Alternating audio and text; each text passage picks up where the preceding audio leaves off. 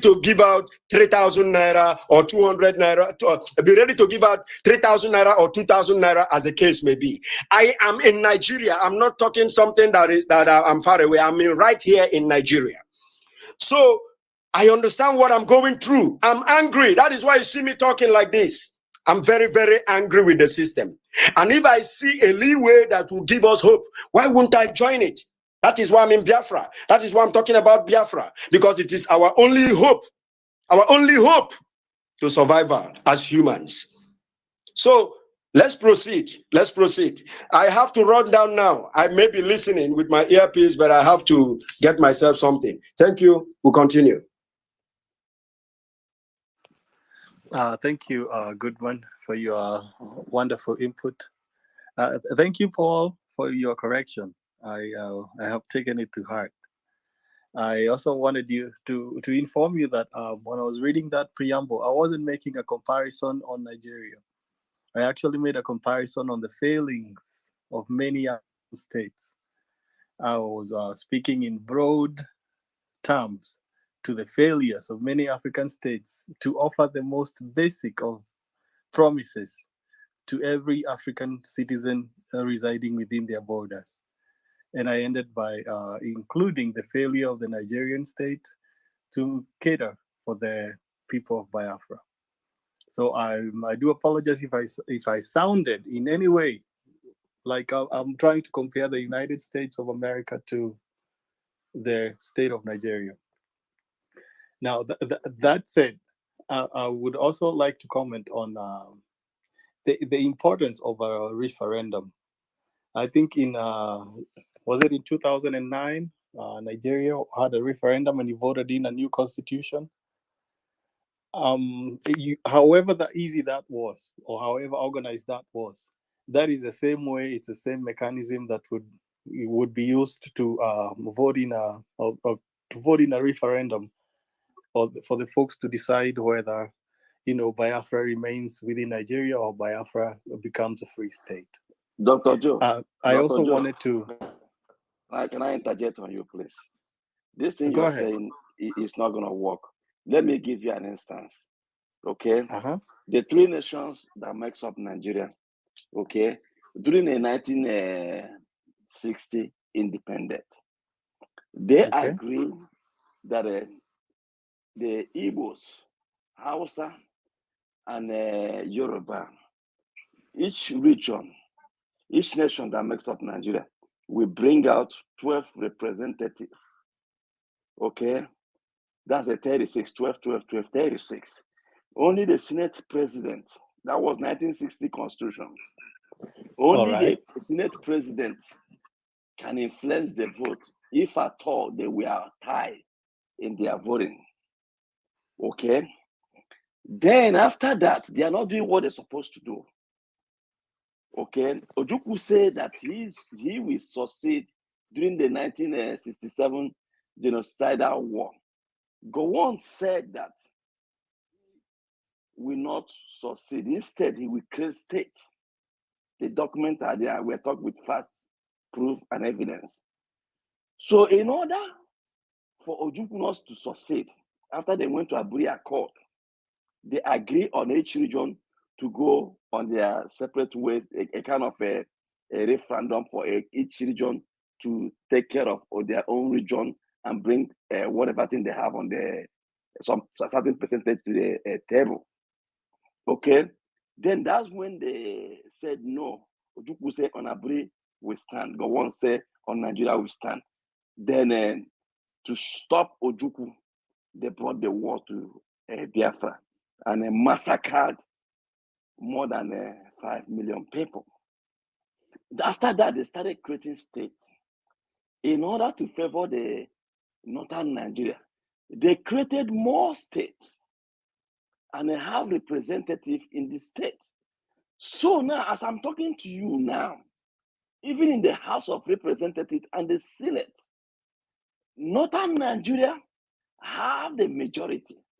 There is nothing you can do to influence any vote there.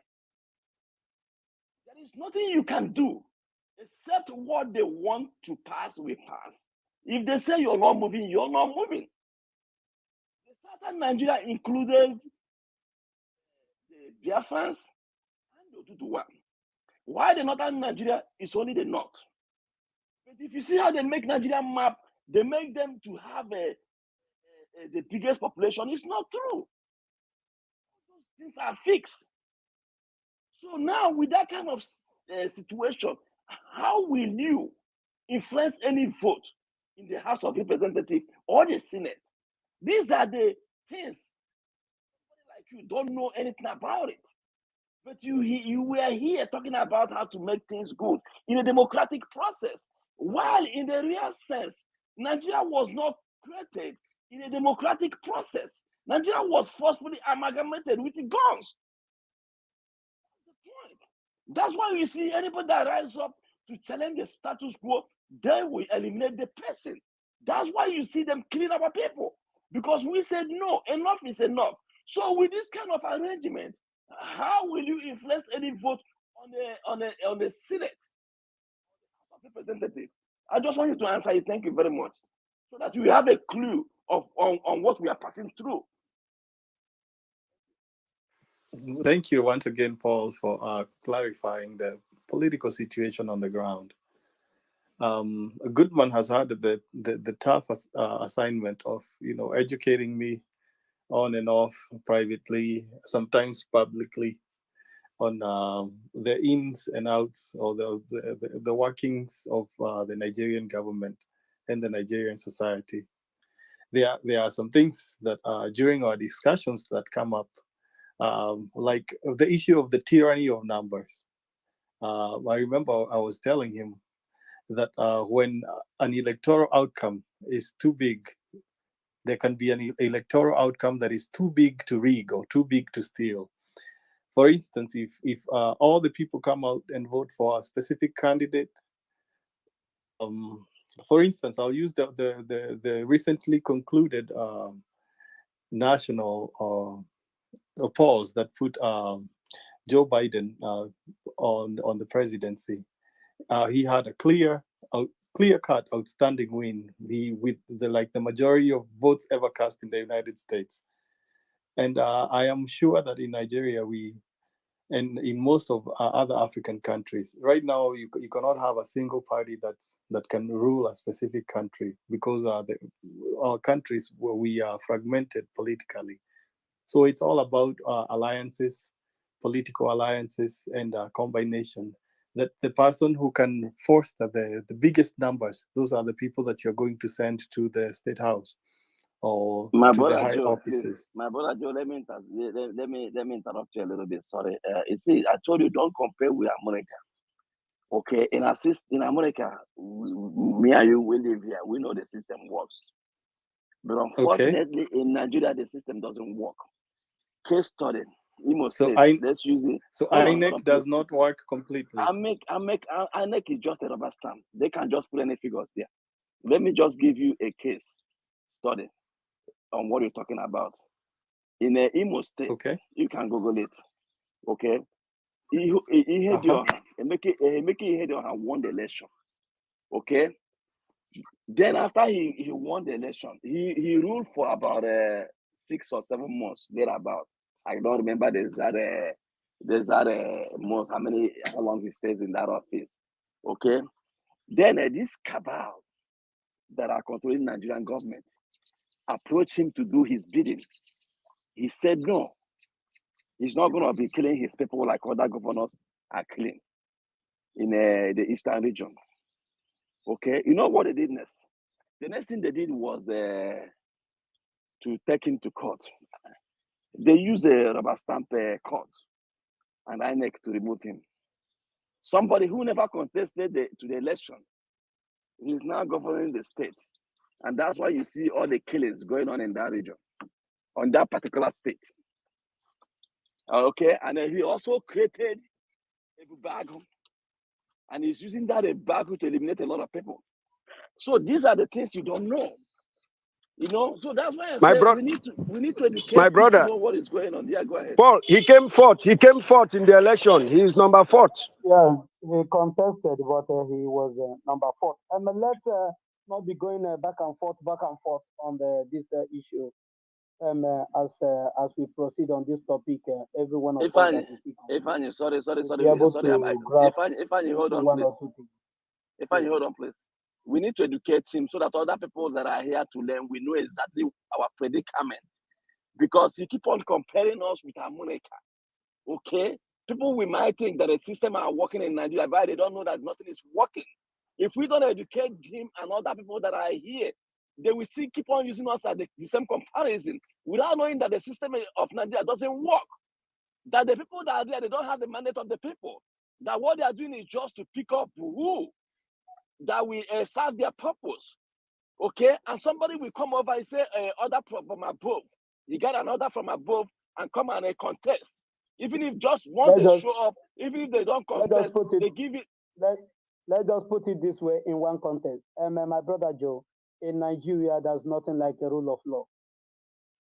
I think this summarizes the whole shenanigan. In Nigeria, there's no rule of law. If you're a governor, you're above the law. If you're ordinary local government chairman, you're above the law. If you're president, you're above the law. There's nothing the law says that you will obey. You will only do your bidding. And afterwards, nothing will happen to you. You are immune to every law of the land. And that's why impunity is happening in Nigeria. Thank you, my brother. I hope you will understand it better this way. Let's go back to the issue we have at hand. Joe, are you through with your submission so that we can give mic to our audience? Thank you. Oh yeah, I'm almost through with my submission, and thank you guys for correcting me. And I appreciate that in your effort to correct me, a lot of issues are coming out. They're being put out there. They are being exhibited to the public. That an issue like the non-functioning INEC, it's something maybe the outside world did not know about. Now they know that INEC is non-functional. It is just a tool to rubber stamp some issues. And I thank you, Paul, and thank you, Eagles of Biafra, for rectifying that. I wanted to ask to comment on the tyranny of numbers. That when people come out in great numbers, such outcomes, they are not easily rigged because they are there. There is evidence, and they cannot be easily manipulated. But when people don't come out in large numbers, then the outcomes are swayed to whatever outcome the person manipulating the outcome wants them to be. And with that, I will yield the mic. Thank you, my brother. In Nigeria, the reverse is always the case. If you like, you can put on a video camera that is monitoring even the electoral process. That everybody voted. It's just like the issue that happened during the time of Jonathan with Buhari and during the time of the same Buhari and Atiku. Everybody, even a baby in the womb, knows that Jonathan beat Buhari hands down during that 2015 general election. But what happened? Even the world power, like somebody like Obama, was there in the United States, threatening Jonathan, threatening him to submission. That keeping Nigeria one is a task that must have to be done. Accusing him of all manner of things that Jonathan did know nothing about. The same man that is coming to rule as a president, which is Muhammad Buhari, said when Jonathan took over office in 2012, he said that we make his government ungovernable. And after that statement, the first bomb blast was wrecked Kaduna State. And since then to date, bomb blasts have not stopped in Nigeria. The thing have extended to Oduduwa land, extended to Biafra land. So this is the menace, this is the mess the indigenous people find themselves in this contraption called Nigeria. The Janjaweed don't know anything civil. They don't believe in it. That's why that's why you hear Boko Haram, that Western education is prohibited. So people that say that Western education is an abomination, how can they abide by the rules that is enacted or the laws that is built up by the same Western education that has its foundation and root in Western education. It's never going to work. So no insane person can coexist with this type of people, with this type of mentality that they have. That's why Biafrans is saying, if referendum fails, the struggle for Biafra will not fail. It's either this way or that way. So thank you. Please, let's call our brothers that have been raising their hands to speak. Goodman or Joe, please. Mr. Sense. All right, I think Mr. Sense can go. Mr. Sense, you're welcome. You have the mic. Yeah. All right. Good day, everyone. Am I coming out clear? 100%. Okay. I think for the past 1 hour or so, we have been trying to. I think is more sounding like a debate, but I'm smiling because I know maybe in the next 1 week we'll be talking about, now that Biafrans have stopped Nigeria election, what next? That's a topic I'm earnestly praying to see in 7 days' time. Because this stage, actually, I think we've passed it. Maybe for those that are just coming up, I have my reservations for Joe that I wouldn't make it public, but I think he's a one Nigerianist. Not because of anything, but because of the fact that, Mr. yeah, Sense, let yeah, me interject. Mr. yeah. Joe is not one Nigerian, and is not even a Nigerian. No, it's not about being a Nigerian. I want to explain what I mean by that. He loves the country Nigeria, and he wants Nigeria to work. Because I'm a psychologist I'm a psychologist, so I know what I'm talking about. So he's looking at a system that works. He was trying to give you guys an instance of everybody coming together. This is the person we want, and let's vote in the person. I want to tell you something. I wanted to shed light on the 1961 referendum of Northern Cameroon. We're part of Nigeria now. They call the Southern is now regarded as maybe the Adamawas is now regarded as part of Nigeria. The fact that Atiku Abubakar is contesting today was because he was formerly he was a Cameroonian, but because of the referendum, he's today in Nigeria and trying to become the president of Nigeria. And so the essence of referendum is to avoid crisis, to avoid violence. And so I think people like Joe and all that should actually look at a referendum as a solution that pulls down so many arguments. Assuming Nigeria decides to have a referendum today, we may not be arguing a lot of things, because a referendum makes you to take the decision. Because why people go for a referendum is because when the system fails, the system of Nigeria has failed. Elections don't work in Nigeria. And when there are issues you present to the EU and what have you, it gets influenced. I want you to go and read about that referendum of 1961. The British ambassador then wanted that part of Cameroon to be part of Nigeria. Then the Cameroonian, who was a Frenchman too, wanted that part to be part of Cameroon, because Cameroonians were colonized by the French. So you see, there's a lot of interest. And so the way, it's not a bad thing if they want to have interest, but because Nigeria is a complex place where you have a lot of indigenous people, a lot of people who have different cultural values. If you had listened to Putin's speech yesterday, the world, his emphasis was on the cultural value they have, the Russian people have, the heritage and their security.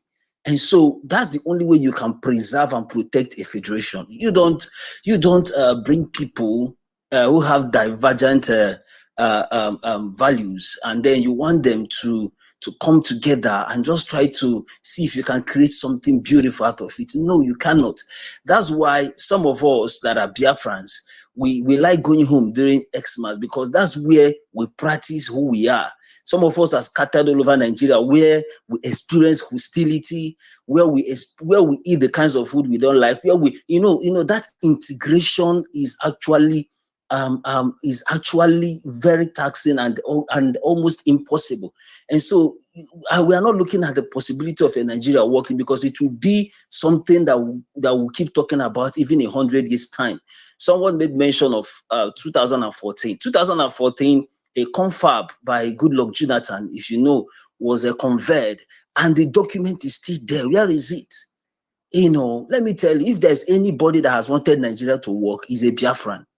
Biafrans has paid the highest price, made the highest contribution, done their investments. If you know what we had after the war, it was just 20 pounds. Imagine somebody having a 1 million naira in his account, and after the war, he's left with 20,000 naira, and he has a family of 4. We lost our properties in part of Biafra, River State. There's a lot we can say here, but I think we've passed this stage. What we are looking at is a situation whereby, if Biafrans stand on their ground and said, we are not having this election, let's negotiate Nigeria.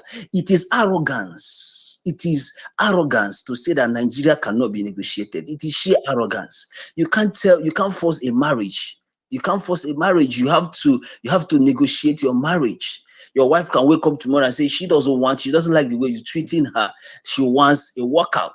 You can beg, you can negotiate, you can go to court, you can do a lot of things. But at the end of the day, what happens is that she has learned her voice, her emotions are out. You've discussed it, you need to talk with the person.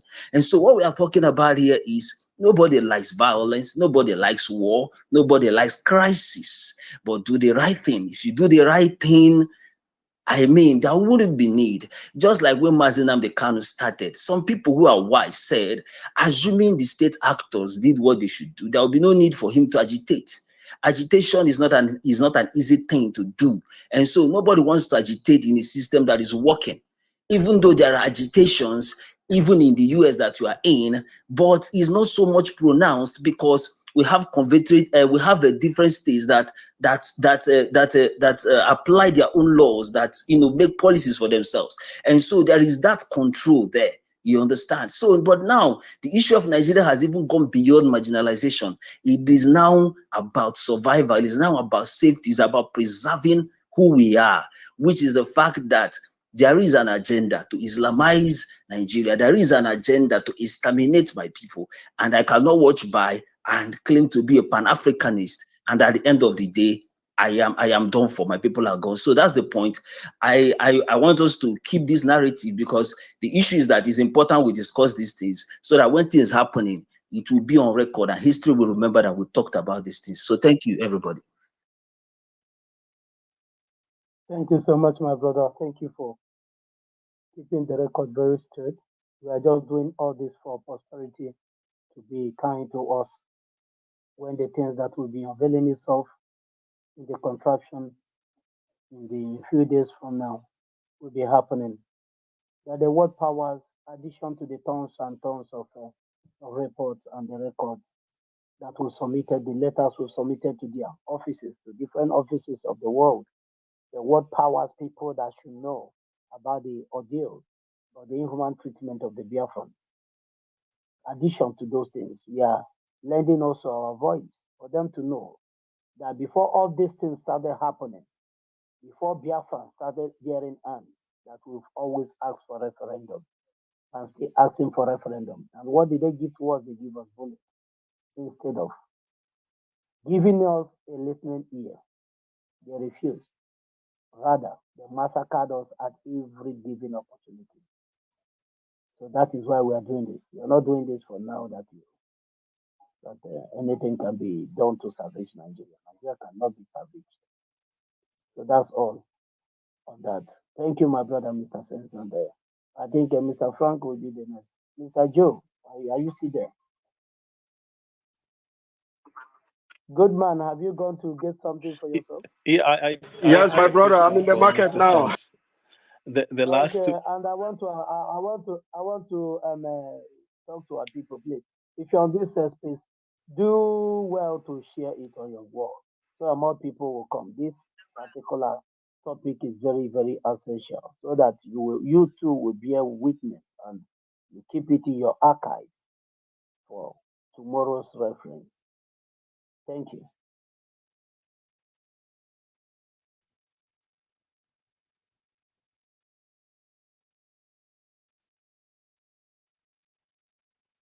I think Frank, you have the mic.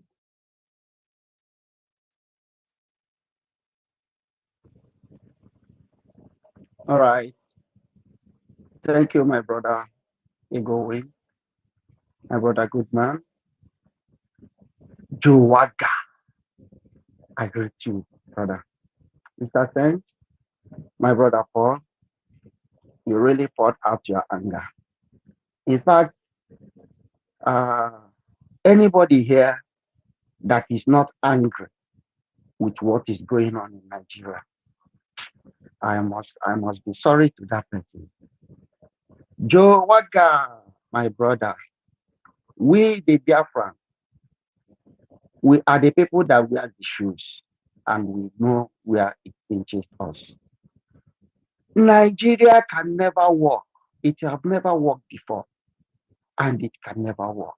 We have paid the ultimate price to make sure that Nigeria work, but it have never worked, and it can never work. We have decided to take our fate in our hands. Our freedom is all we need. There is no long twenty in it. We need total freedom. Total freedom is only what will solve our problem in Nigeria. Can you imagine a country without light? What do you say about that?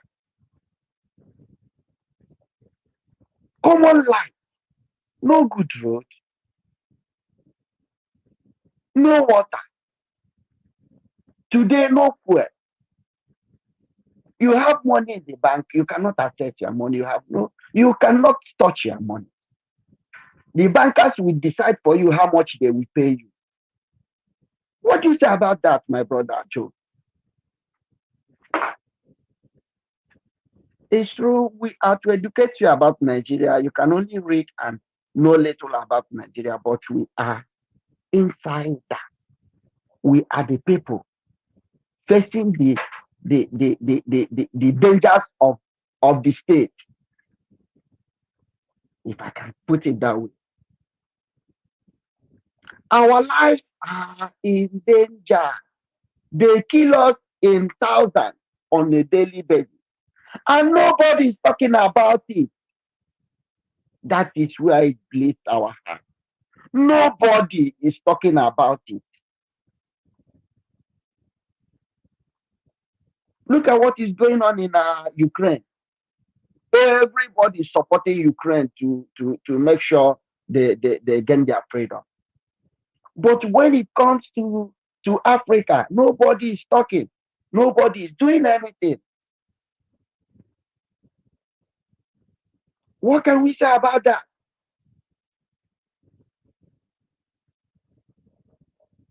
It is only our freedom that will put a stop to all this nonsense. We can't take it anymore. I pray in few days to come, we will be saying another story. We will be talking another story altogether. Not this thing we are saying here, because 99% of we, the Biafran, need our freedom. We are hungry for freedom like never before, because we know it is only solution. It is all our hope. We don't want to be dying like fowls, and nobody is talking about it. Nobody is asking questions.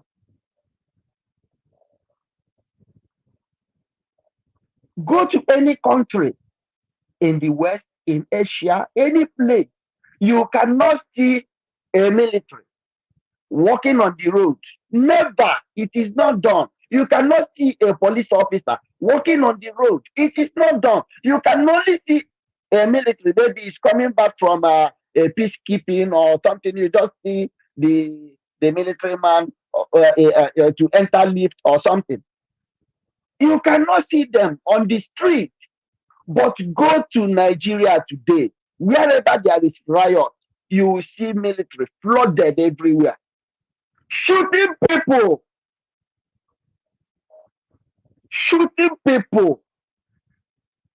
killing people. How do we get here? And nobody is saying anything.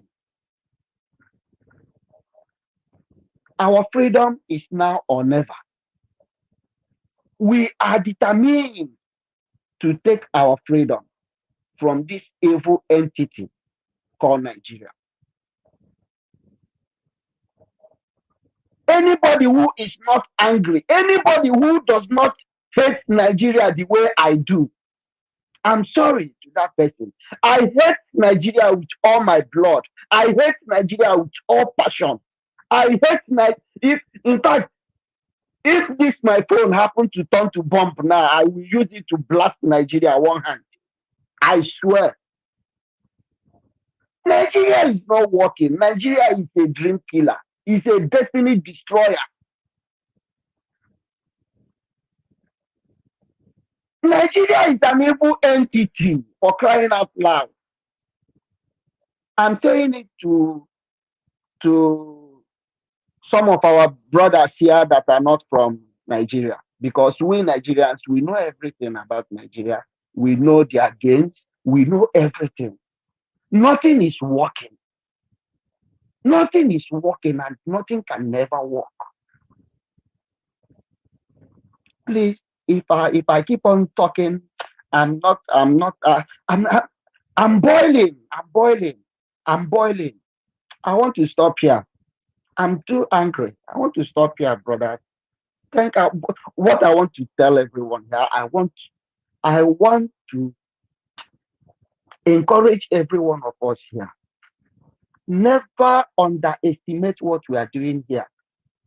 They are hearing our voices. What we are doing here is going far, and we must keep on pushing. I want to encourage us. We must keep this fire burning until Biafra is fully restored. Nobody can do it for us. United Nations are there, waiting for us to kill ourselves, because they think when the war fully bursts out, they will come and sell their weapons to Nigeria to kill us. We are waiting for them. We have done it before in that 1967 to 1970. Do you know that the little things we had that time, we used it to, in fact, we fought against the world. Not only Nigeria. If it is only Nigeria, we'll finish them. We fought against the world that time. We are not afraid of them. And we can never be afraid of them. All we ask for is for our freedom. They should either organize referendum for us. The election observers that are in Nigeria, I tweeted about it. I told UN, EU, AU, whoever, I told them to convert these people. They should rewrite their mission to referendum observers and not election observers, because we never subscribe to their fraudulent election in Nigeria, and we can never allow it. We can never allow it with the last drop of our blood, because we allowing election to take place in Nigeria again is renewing our slavery, and we are tired of being a slave in our own country, where we are supposed to be called local. I rest my case here. I leave others to speak. Thank you, Thank you, everyone. my brother And God Frank. bless. Thank you so much for your wonderful submission. Thank you so much. We appreciate all that you said. Is well said and well stated. Thank you. All that we need is Biafra. And I Thank you. want to tell the whole world and the media houses, the powerful media houses in the world, that we have the right to be given a referendum instead of bullet. But if referendum fail, that we get bullet instead of referendum, we also have the right to defend ourselves. Self-defense is also a democratic right of the people and the right of every human being on earth. That when your life is being threatened, you will do everything to preserve your life. So if referendum as a weapon failed, that will get bullet instead of the weapon of referendum.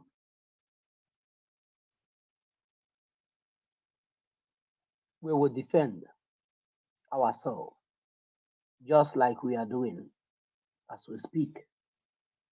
Because the armies of hell have sieged our land. And we can't watch them exterminate us. We can't fold our hands as the world is folding their hands. As the media houses are keeping silent with the impunity of the Zoological Republic. We will defend ourselves.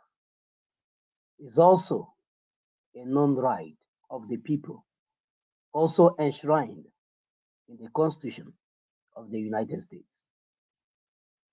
So thank you, my brothers. I want to recognize the presence of our brother Emeka and Chuku Kadibia here, Dabarechi.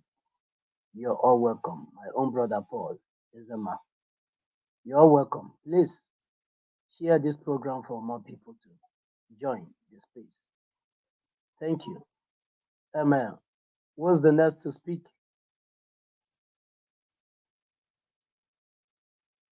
Joe. Joe, are you We still have there? David or the Berry. That Dabarechi. I think Dabarechi, after Dabarechi, David. Okay. Yeah, thank you everyone. Thank you. I appreciate you all. Thanks. I'm happy to be in your midst once again. I don't have much to say, but what I have to say is just that any of us here, all of us here, we have to have this in mind that anything we are doing, like Dabarechi, anything that there's is some not. feedback coming from behind your mic. I don't know whether you have a radio or TV on. Okay, can you hear me clear now? There's a little small noise here, but can you hear me? Am I coming out?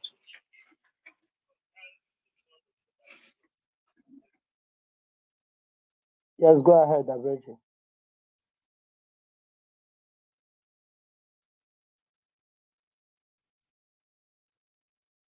Dabarechi, go ahead.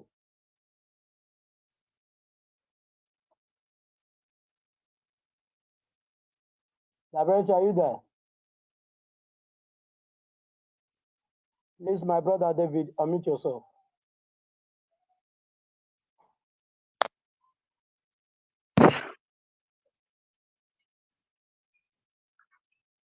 Can anybody hear me?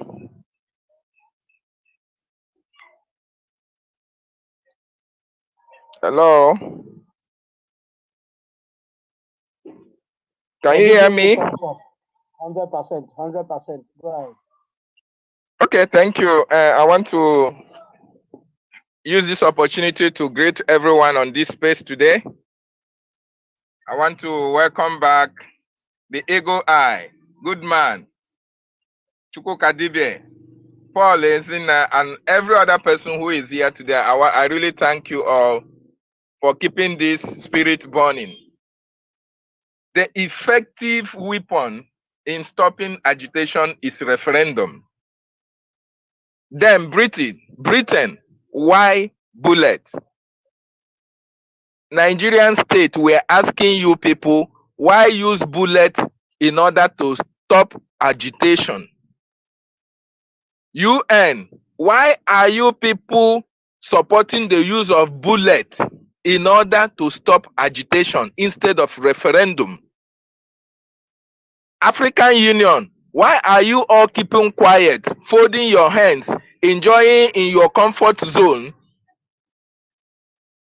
Why are you all supporting the use of bullets to stop agitation instead of referendum? This is a very good and important question that all these leaders need to answer. Britain, why? Nigeria, why? Something that will not involve the loss of lives, giving people their choice to decide where they want to belong to. Either they want to belong to your zoo or they want to go their separate ways. Why do you want people to shed their blood before you can come to their rescue? Why do you want people to waste their lives because you can bring them to the table? What kind of leaders do we have? What kind of AU? In fact, who is united in United Nations? Fela asked that question. If you people are really united and you're concerned of nations to be united in peace, then why are you allowing bullets to be used to stop agitation instead of referendum, bringing people to the table? Britain, you have done it. You have been doing it with Scotland. The British people voted Brexit, either to remain in EU. But you people want to use bullets. You want to use bullets to stop us from demanding that referendum, which is our right. It is really disheartening. And we don't want you people anymore in our lives. We said to hell with Britain. We said to hell to Nigeria. We said to hell to UN. We said to hell to African Union. Because you people are evil. Our life does not matter to you guys, right? These people don't really value our lives at all. They don't really look us as humans. That is why they don't care about what happens to Africa. That is why they don't care what happens to Biafrans. The Nigerian states have been killing us for a very long time. They have been wasting the blood of innocent Biafrans just for asking for freedom, just for asking for referendum. That is why we are being killed every day. That is why we are being subjugated every day. That is why the British are using the Fulanis to come and conquer us in our own land. It will never be well with Britain. And it will never be well with anybody. It doesn't matter whoever he or she is. Either my father, my mother, anybody that will support this election that they want to do. Of course, it's not going to happen in Biafra land. But anybody that is supporting it, the spirit of Biafra will kill you, kill your generations. Fellow Biafrans who are listening, the appointed time is here. Remember, our leader said to us that they will kill us, we will kill them. At the end, Biafra will come. That is the prophecy of a man that was sent by God. If you all, I know you all must have listened to the interview our spokesperson, Mazi Simon Ekpa, had with the World Igbo Congress, the useless World Igbo Congress. When you go through that interview, you will find out that some elders are evil. You will find out that our people are really evil. The Fulani have finalized our elders. They want to use that our elders to Fulanize us. But unfortunately, we are a new generation. a generation that was chosen by Chukwu Okike Abiyama himself to make sure that the kingdom of God on earth comes down, the kingdom of God on heaven comes down to this earth, which is Biafra, to make sure that Biafra.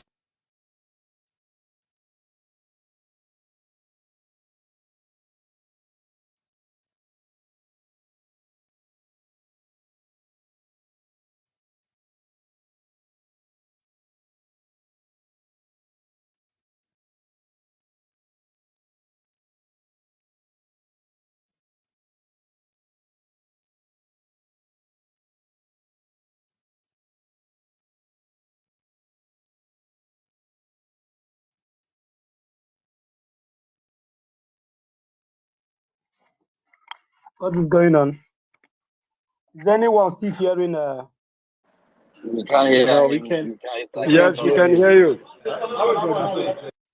Can anyone hear David? We lost David. Okay. Daberechi, what about you? Are you still there? Please, hello. Go ahead. Let me just Can I speak elaborate on now? what he said. Okay, go ahead. Go ahead. Okay. As I was saying before, just thank you, everyone. Thank you for being here. Always happy to be in your midst.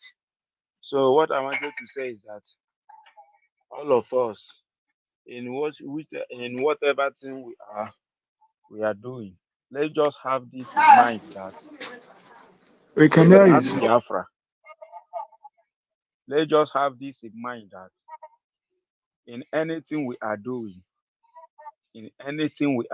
now, without Biafra being restored, without Biafra being a nation standing on its own, for us to live like a human, for us to survive and live without Biafra, let's just have this in mind that we are done, we are finished. I don't know if someone is getting me.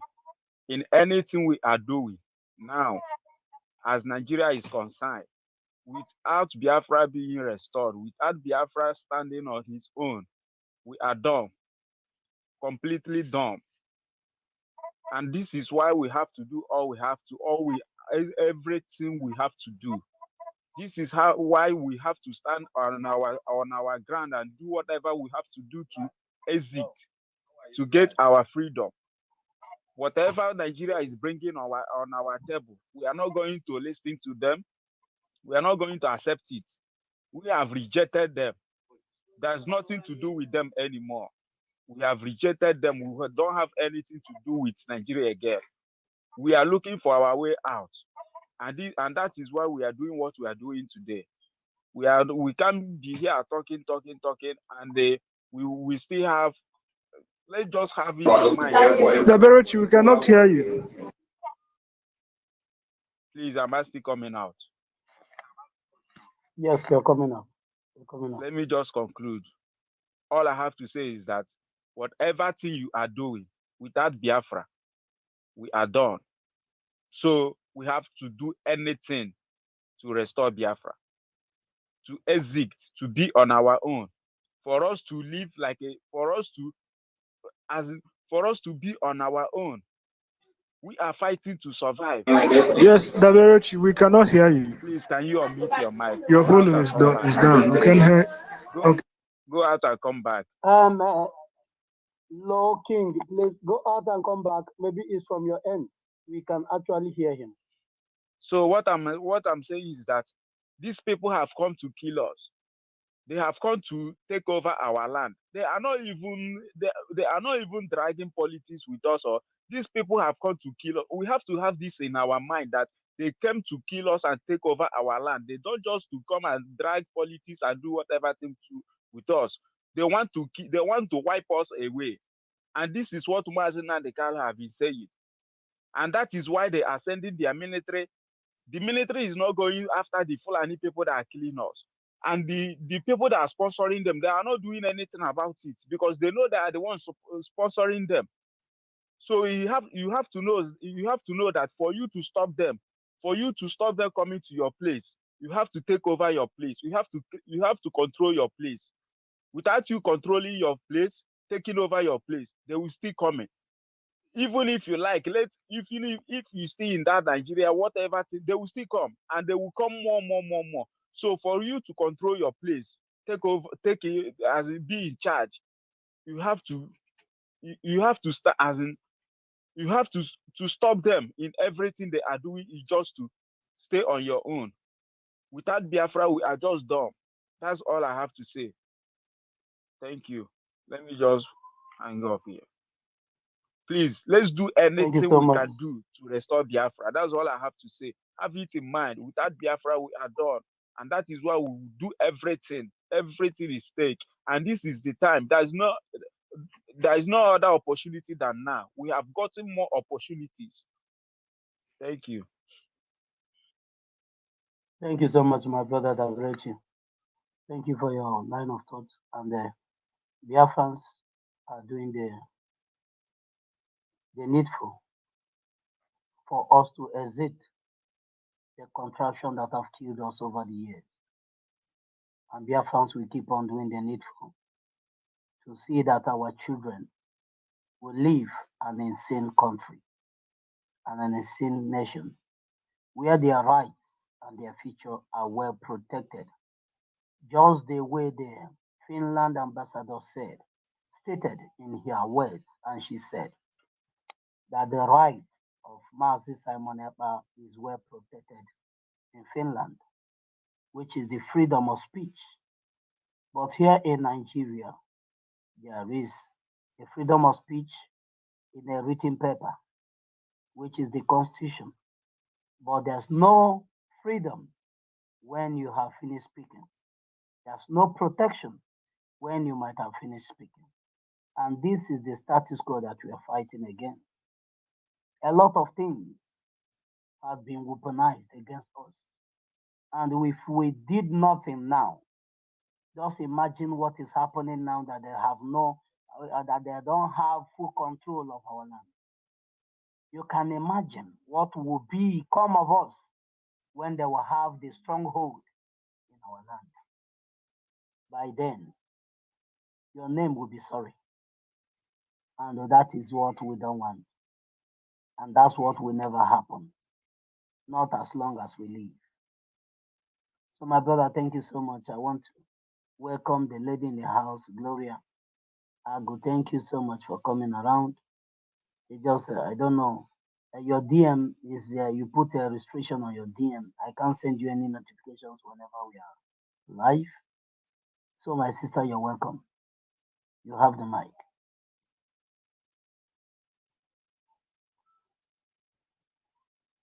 Is Gloria with us?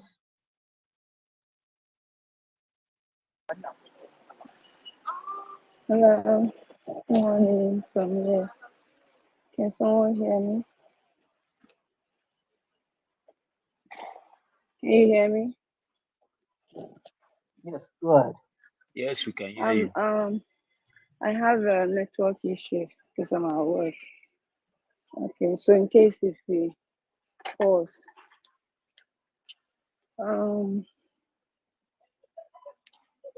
I just want to appreciate you all for what you're doing. This is not easy,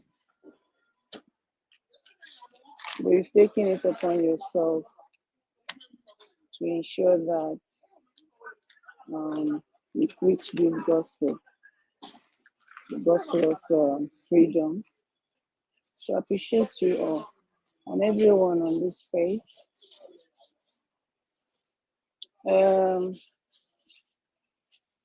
I don't know, is it a good man that said I have a restriction? I don't know what you mean by I have a restriction, please. Maybe after you can explain it so I can understand what you mean. Then on the topic, if somebody wants to send you message like a notification whenever we are live, yeah, your Twitter handle restricts people from sending you a notification whenever we are live. I've been receiving messages on my private message inbox, right? On your DM, yes. On your DM. I've been receiving messages, so I don't know, but I'll have a look though. Okay. Okay, go ahead. Yeah. Based on the topic we have this morning, it's very, very interesting question actually. So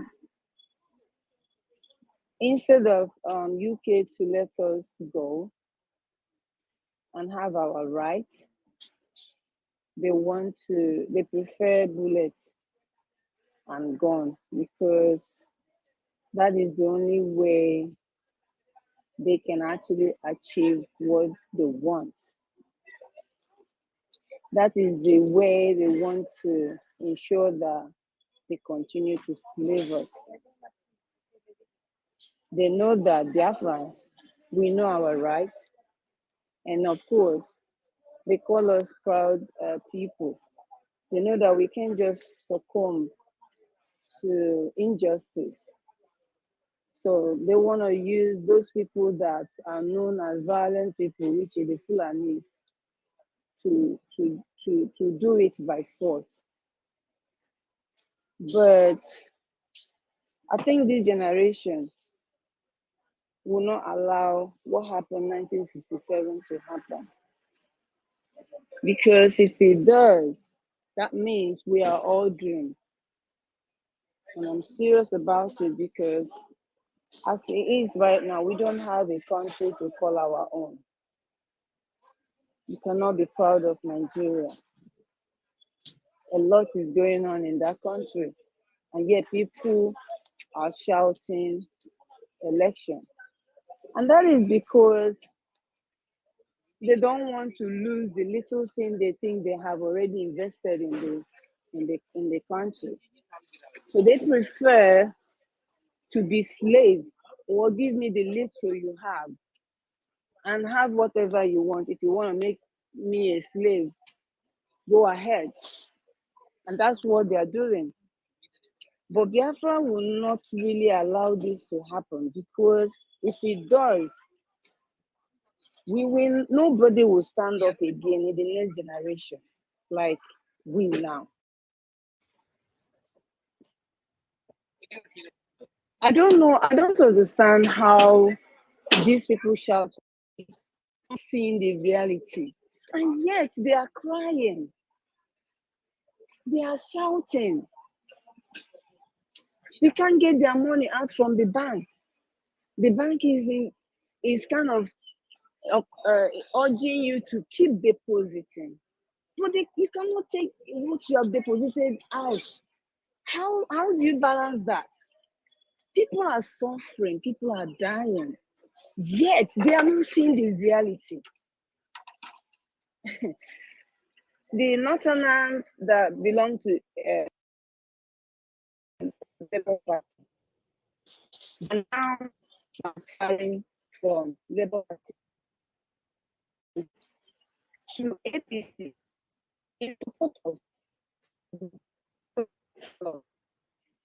these people. I don't understand. The reason Nigeria is gone back, that people cannot reason. They cannot understand what is going on. They finally want to support Tinubu because of course they know Tinubu is not capable on the seats. You don't have to have apology to say it. It's obvious. Then once they succeed, the next in line is their brother. If Biafra keep quiet, if they keep quiet, and this whole thing, they manipulate it, they already manipulating even the election before it even happened. That means everybody will face it. Because if Tinubu win and they do what they manipulate themselves into the power, move him out, and then place his vice, Nigeria is gone. If Atiku wins, Nigeria is gone. If of course, yeah, okay, because that's what everybody is saying. Anybody that you're talking to now, Please do not come out for Sarah home. I've been using my social handle, my Instagram, Facebook, WhatsApp, what have you. And people have been attacking me here, and even my own family said. In fact, my own brother said, we will vote. Once we vote and Peter Obi loses, we go to court. I asked him one question. You go to court, right? Nnamdi Kanu has been discharged, right? He said, yes. I said, did the court gave order to discharge him? He said, yes. I said, okay. Is he out now? He said, no. I said, so which court are you going? The same court that removed the first winner and placed the fourth loser. And he's ruling you right now that you can't even travel home. What are you saying? He paused. He couldn't talk again. By the grace of God, all hands will be on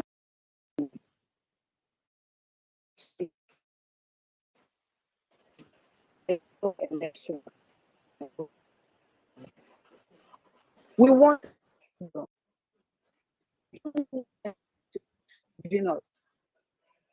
We want to God ourselves. People have been saying, don't you know that when you guys get this your freedom you're asking for, that there will be fights everywhere, you guys, there will be even more. I say, yes, leave it, it will be internal.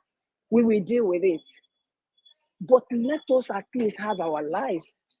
Tomorrow you are alive in Nigeria. The next minute, not even next tomorrow, your life might be taken by the Fulani.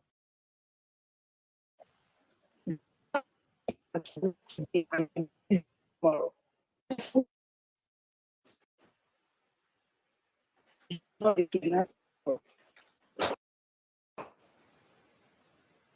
And around you around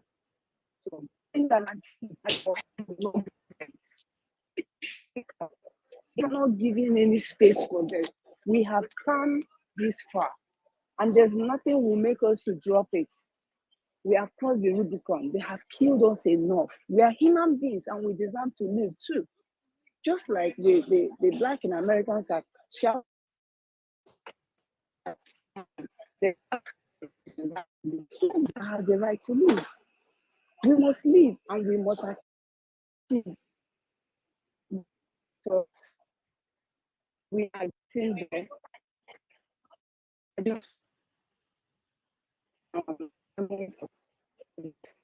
Goodness to do for us. God bless everyone. Biafra, we are going home. That is the only hope. I don't know about others, so that's the hope I have, and I have faith in the Almighty God that we will achieve this. Why pastors are busy praying, Nigeria this, we are praying, Nigeria shall be restored. Nigeria, I keep typing and I'm encountering on whatever they're saying. If they're saying Nigeria nation will succeed, me, I'm saying Biafra nation will succeed. How do you balance it? You are in it. You cannot even withdraw your own money to feed, and yet you are praying that God will do. The same God you're calling is the same God of Biafra. Of course, God is not a God of injustice. We are being killed, and God has seen everything. The way He delivered the children of Israel from their oppressor, Egyptian, the way He will deliver Biafra. I don't mind though. Anybody can say, okay, they want to have their new Nigeria. No problem. In fact, I've stopped even arguing with them. Do you want to have your new Nigeria? No problem, have it. But you see, Biafra, we must have it. In fact, all of them will open their eyes to say, so all this you guys are doing was real. It's real because God has seen our pain. The innocent that have been murdered and they're still killing us. Those children that were starved to death, that the UK journalists will come to take a picture instead of finding a solution, and they go home to broadcast it and make fun of it. Those innocent souls will rescue Biafra. God Almighty, in infinite mercy, will not allow us. He will not allow us continue. Else, everybody is gone. But we are not gone because God have come for us, and we are achieving this. Thank you, everyone. Stay strong. We get this. I have strong belief we will get this. Thank you, my sister. He said, thank you, my sister. I'm just coming back now. I'm very close to my room. You know, in the KK where I was coming, the same people of Nigeria were talking about Shetima. He was a former governor. He was the sponsor of Boko Haram. The person talking is from that region. And this is the person contesting for vice president. Can you believe that a sponsor of terrorism is now a presidential candidate in Nigeria? A renowned sponsor of terrorism is running for the position of the vice president in the name of Shetima. And now they want to give it to Tinubu, the dangerous diversity. The Tinubu is an old, weak man who might soon even give up, so that the Shetima will now take over the president as a begin to run as a president. You see, these people has perfected their political plans to run over Nigeria and their indigenous populations. But the Nigerians themselves, because they have been drained, they are no longer able to reason. Their mental capacity have been destroyed. They cannot reason like humans anymore because of the hardship, because of the killing, because of the intimidations they have placed them. They can no longer act like humans. They just follow. They keep adjusting to the sufferings that this government releases upon them every day. Where I went, everybody was scrambling to buy something. The whole place was packed. Everybody was, network is also a problem because the government is shutting down everything tomorrow. So it's a terrible thing for anybody to talk about Nigeria and election. You can only talk about election in Nigeria when you don't understand it. The people outside are even trying to help the people inside. But most of the people inside, because they have been badly dealt with, they can no longer think for themselves. That is why people like Simon Ekpa helps to pilot the affair of the people at home, because they can no longer think for themselves. So this is what we are talking about. They don't want to listen to referendum, the voice of referendum, because there is nothing like civility in Nigeria. There is nothing like democracy in Nigeria. When you hear them talking about democracy, they are just deceiving the rest of the ignoramus people. People that don't know anything about Nigeria. They are just deceiving them. They are just playing so that they can keep continuing in the rottenness in Nigeria. We are on ground. We can tell you how we feel. If I'm a child with this knowledge, I'll be crying. I'll be crying in pains. It is terrible, my bro. Very terrible. So anybody that is talking about Nigeria must first of all understand Nigeria. Try to meet the locals. Find out what is going on. And don't rest your judgment or your conclusion when you hear from one person. Try to hear from other persons so that you can really get a uniformity. You can really be certain that this, but in the mouth of 3 or 4 witnesses, a matter will be sealed. Thank you. Let's go on. Thank you, my sister Gloria. God bless you real good. Thank you, each and every one of us. We must continue to push this awareness to the people, because if we keep quiet like we have been keeping quiet, they will continue to go out there and sell false narratives about what we are doing, blackmail us, tell the world that we are the aggressors. Meanwhile, we are just trying to protect ourselves. We are at the receiving end. We are about to be exterminated. So we must continue to tell our stories. Ego, go on. Thank you, my brother. You're welcome back. I hope you bought akara for me on your way back. My sister, my sister Gloria, thank you for your thought. Thank you for that wonderful presentation there. I want to also tell us this one thing, more especially some, maybe you're on this place and you're still believing that maybe a miracle will happen, that Nigeria will be good again. I want to share this small story of mine. I have shared this story here once, and I want to share it again. That you will not be like a woman that went into the market, that went to the zoo and bought for herself a small python. And she take this python home, and then she start to feed this python, provide everything that this python need for the python. At the long run, this python begin to grow wide, begin to grow to a matured python. It come to a point that for over a week, 2 weeks, this python refused to eat. This woman provided everything that this python normally likes to eat. This python refused to eat. But each and every time that this woman went to this python to play with it as her pet, sometimes this python will squeeze this woman, squeeze her to the extent that this woman will not be able to breathe. And all of a sudden, this python will release her. This thing happened over time. And this woman thought that the python is sick. He went to the zoo, to the doctors that oversees, that takes care of animals. I've forgotten the name they call them.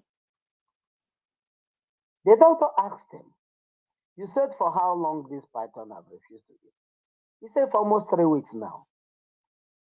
"And what is your experience during this period that this python have refused to eat?" He said, "Sometimes she'll be playing with the python, and the python will squeeze her to the extent that she cannot breathe, and all of a sudden the python will release her again." He said to that woman, "Woman, there's nothing wrong with your python. The python is very healthy and very good. But the python has starved herself so that she will be very hungry. And all this time that the python squeezes you and releases you again, she's practicing how to swallow you. She wants to be very hungry so that he can swallow, the python can swallow you." That is the practice the python have been doing all this while. There's nothing wrong with it. The python is tired of eating all this meal that you provide for it. The python wants to swallow you. You are the male now. And once you know that the python know that she has starved herself enough that she can swallow you, she will squeeze you and pour saliva on you and swallow you. And this woman with fear tell the doctor, "Please take this animal away from my home. I don't want to ever see it again around my house." That python was taken back to the zoo. So I want to drive this my story to the Nigerian contraption. The more you nurse and feed this name, One Nigeria, the more One Nigeria grows wide. Nigeria has swallowed a lot of people that are bigger, stronger, mental capacity stable, and energetic, all-round life. There's nothing that can be compared with you and them. Yet Nigeria swallowed them. How much more little you? How much more you that have little or no knowledge about Nigeria? Like Ken Saro-Wiwa. Like Ken Saro-Wiwa, my brother. And many more. Destinies that have been buried in the stomach of One Nigeria. Many intellectuals that have been buried in the stomach of One Nigeria and never to come back. People that would have been making things happen in the world have been buried in the stomach of One Nigeria. But look at you that know nothing. There's nothing, there's no backup to what you are defending. Yet you are defending it blindly. May your ignorance, may you not end up. This woman, thank God for her that she seek for help. But many one Nigerians don't want to seek for help. They just want to ignorantly repeating their mistake over and over again. And many of them are being swallowed. And many innocent lives are being eaten up. And we, the Biafrans, have said, enough. We can't feed a python that will turn back and use us as a mirror. And that is why we said there will be no 2023 presidential election in our territory. It's our democratic right. Referendum, or we go our separate ways. In any means possible. If they bring the bullet like they've been giving it to us, we will defend ourselves. Thank you, my people. Amen. I think, good man.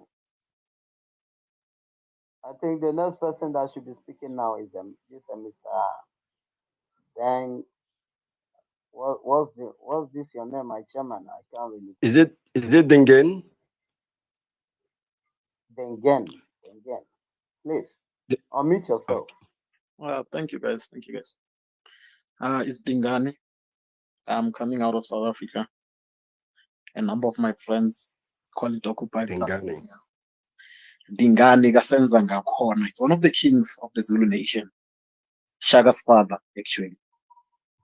Thank you, my brother. You're welcome. I used to like South African songs. I like South African songs. Honestly. They're still awesome. I like them. Give you some more. They're still very awesome. Now, you're welcome. Thank you for giving me the opportunity. My brothers, my sisters in the space, greetings. My brother Joe, I see you were here speaking, and now you've dropped into a listener. But then I hope to hear you speak again. I came in as David was actually making a submission, and it's a clarion call. I had to come in because I think last year I read there was a country, and that was the first time I actually encountered Biafra. You see, what I want to argue right now is sovereignty. You cannot call a referendum if you do not have sovereignty. You cannot, you are not allowed. I have a sister of mine, she calls it a chicken coop. So when you have a chicken feed, you've got a chicken house. It doesn't really matter what the chickens are flying and hitting the fence. All they have to do is to give eggs and give meat. So it ends up not mattering what happens to us as a people. You cannot call for a referendum if it does not matter what happens to you as a people. So we need to firstly get the concept of sovereignty right. So when I was finishing reading, there was a country. I came in because when we were talking Biafra, and for me, encountering Biafra was basically through the book and through research. I cannot go and say that there was a book in education that I missed, or homework or a classwork or whatever I missed in education as I was getting my graduate degree. I have never encountered Biafra. I encountered Biafra. Right now, when you ask people about Nigeria, they will tell you that Nigeria is the continent's biggest GDP, with the continent's richest men. That's what people know about Nigeria, not what you guys are talking about here, which then goes to emphasize what Eagles is saying. Keep on trying to conscientize one another. When Gloria says that we need to keep on using all the spaces to communicate our message, because my idea of sovereignty is going to come when we have actually understood the dialectics of organization.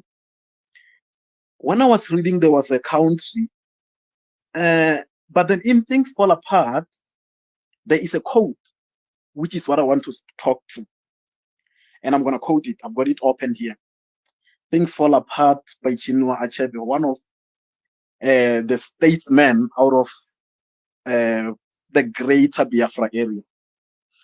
The white man is very clever, I quote.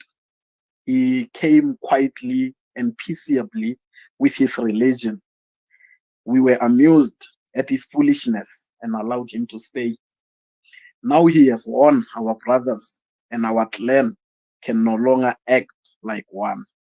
He has put a knife to the things that held us together, and we have fallen apart. You see, when I encounter the writings that have been put out by by your literary geniuses out of the continent, I wonder what we read. I don't know if this part we actually understood that the title "Things Fall Apart" is talking about you, black men.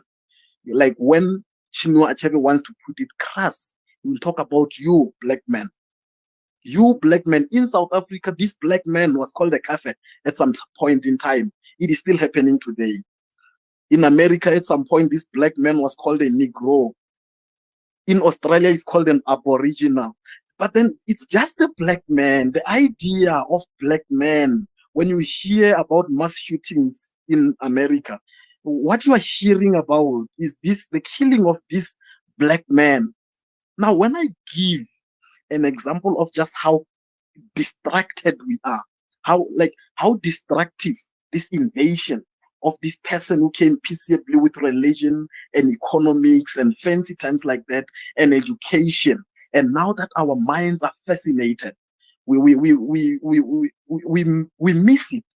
My example is that in Nigeria, if you are counting, and according to the stats that have been put out, there's 200 million people. And I tell my sister, she's in Ghana, that we are failing. Just Nigeria only. The black men cannot unite. They can't. Just Nigeria only. Because Biafra is going to be a neighbor to something called Nigeria. And that something called Nigeria will be populated by a black man who believes in a certain, dichotomy of, feudalism that still oppresses this black man to just, you can no longer hold together. He has put a knife to the things that held us together, and we have fallen apart. And so there's this Goodman, there is this idea of a revolutionary birthing, a spoiled brat. Freedom fighters, give birth to spoiled brats. Strong men give birth to weak men. Because I remember that there was a time when your people's leaders were not going beyond the age of 40. Just yesterday, we were looking into Malcolm X. That was 39. Even Martin Luther King is 39. These people were sending parcel bombs to 28-year-olds. But today, you guys are 40, you guys are 50. Because I guess maybe we have become soft. We were cushioned at some point, when we were desensitized to the killing of Cant, when you can no longer see, when the system, when my sister calls us a chicken feed, you are only supposed to do what is good for the system. Yours is to fight. Yours is to, squabble with, I'm going to say squabble. I know that blood is being shed. I know that some of you, and I don't think you realize it, some of you are living outside the continent because your family buzzed you out of the country just so you can be able to send them money for weapons so that they can continue the good fight. But you have forgotten those concepts because now you've been educated in the economics of the world, and you understand that that we need to have billionaire philanthropists. We need to have all these things we call, the fancy things like democracy. And we think that without some sort, when they were killing Cant, the African man, the white man in South Africa was getting a treaty signed that confirmed this self-determination within the borders of the country. The self-determination, which treaty, which contract actually gives you? I mean, the civil war itself should have at least given you a contract that guaranteed that you've got some sovereignty. You are a people who can band together. Up until we understand the dialectics of organization, of concerted effort. When we say we are teaching one another, we actually teach one another. We conscientize one another. We revive one another, and we make each other realize. Because I guess that most of us, when we read, the cunning that happened, when you read Ngugi wa Thiong'o and you read the killing of Koitalel Arab Moi in Kenya, and then the cunning that went into that. And today we believe that it's not happening. We believe that we are free. We believe that we can vote. We believe that we can have a referendum. What actually guarantees your referendum? Because you said so? Because people listen to you?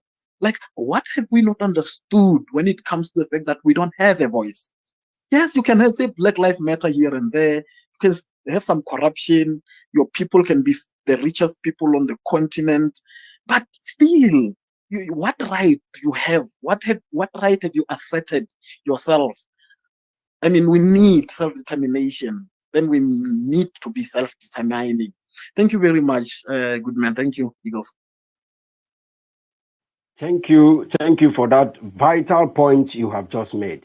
What makes us believe that we can have a referendum in a world that is so biased against us, and even we ourselves within the African continent, we seem not to understand that the world is against us. We are the ones to liberate ourselves. If we don't rise up with one voice and make our voice louder than loud, we can never be listened to. Never, ever. And that is why when you tell us to keep talking about peace, for how long are we going to talk about this peace and we are being decimated? Because they don't want to listen to the voice of peace. It does not exist anywhere. It is only deceit that is happening. Nothing like peace.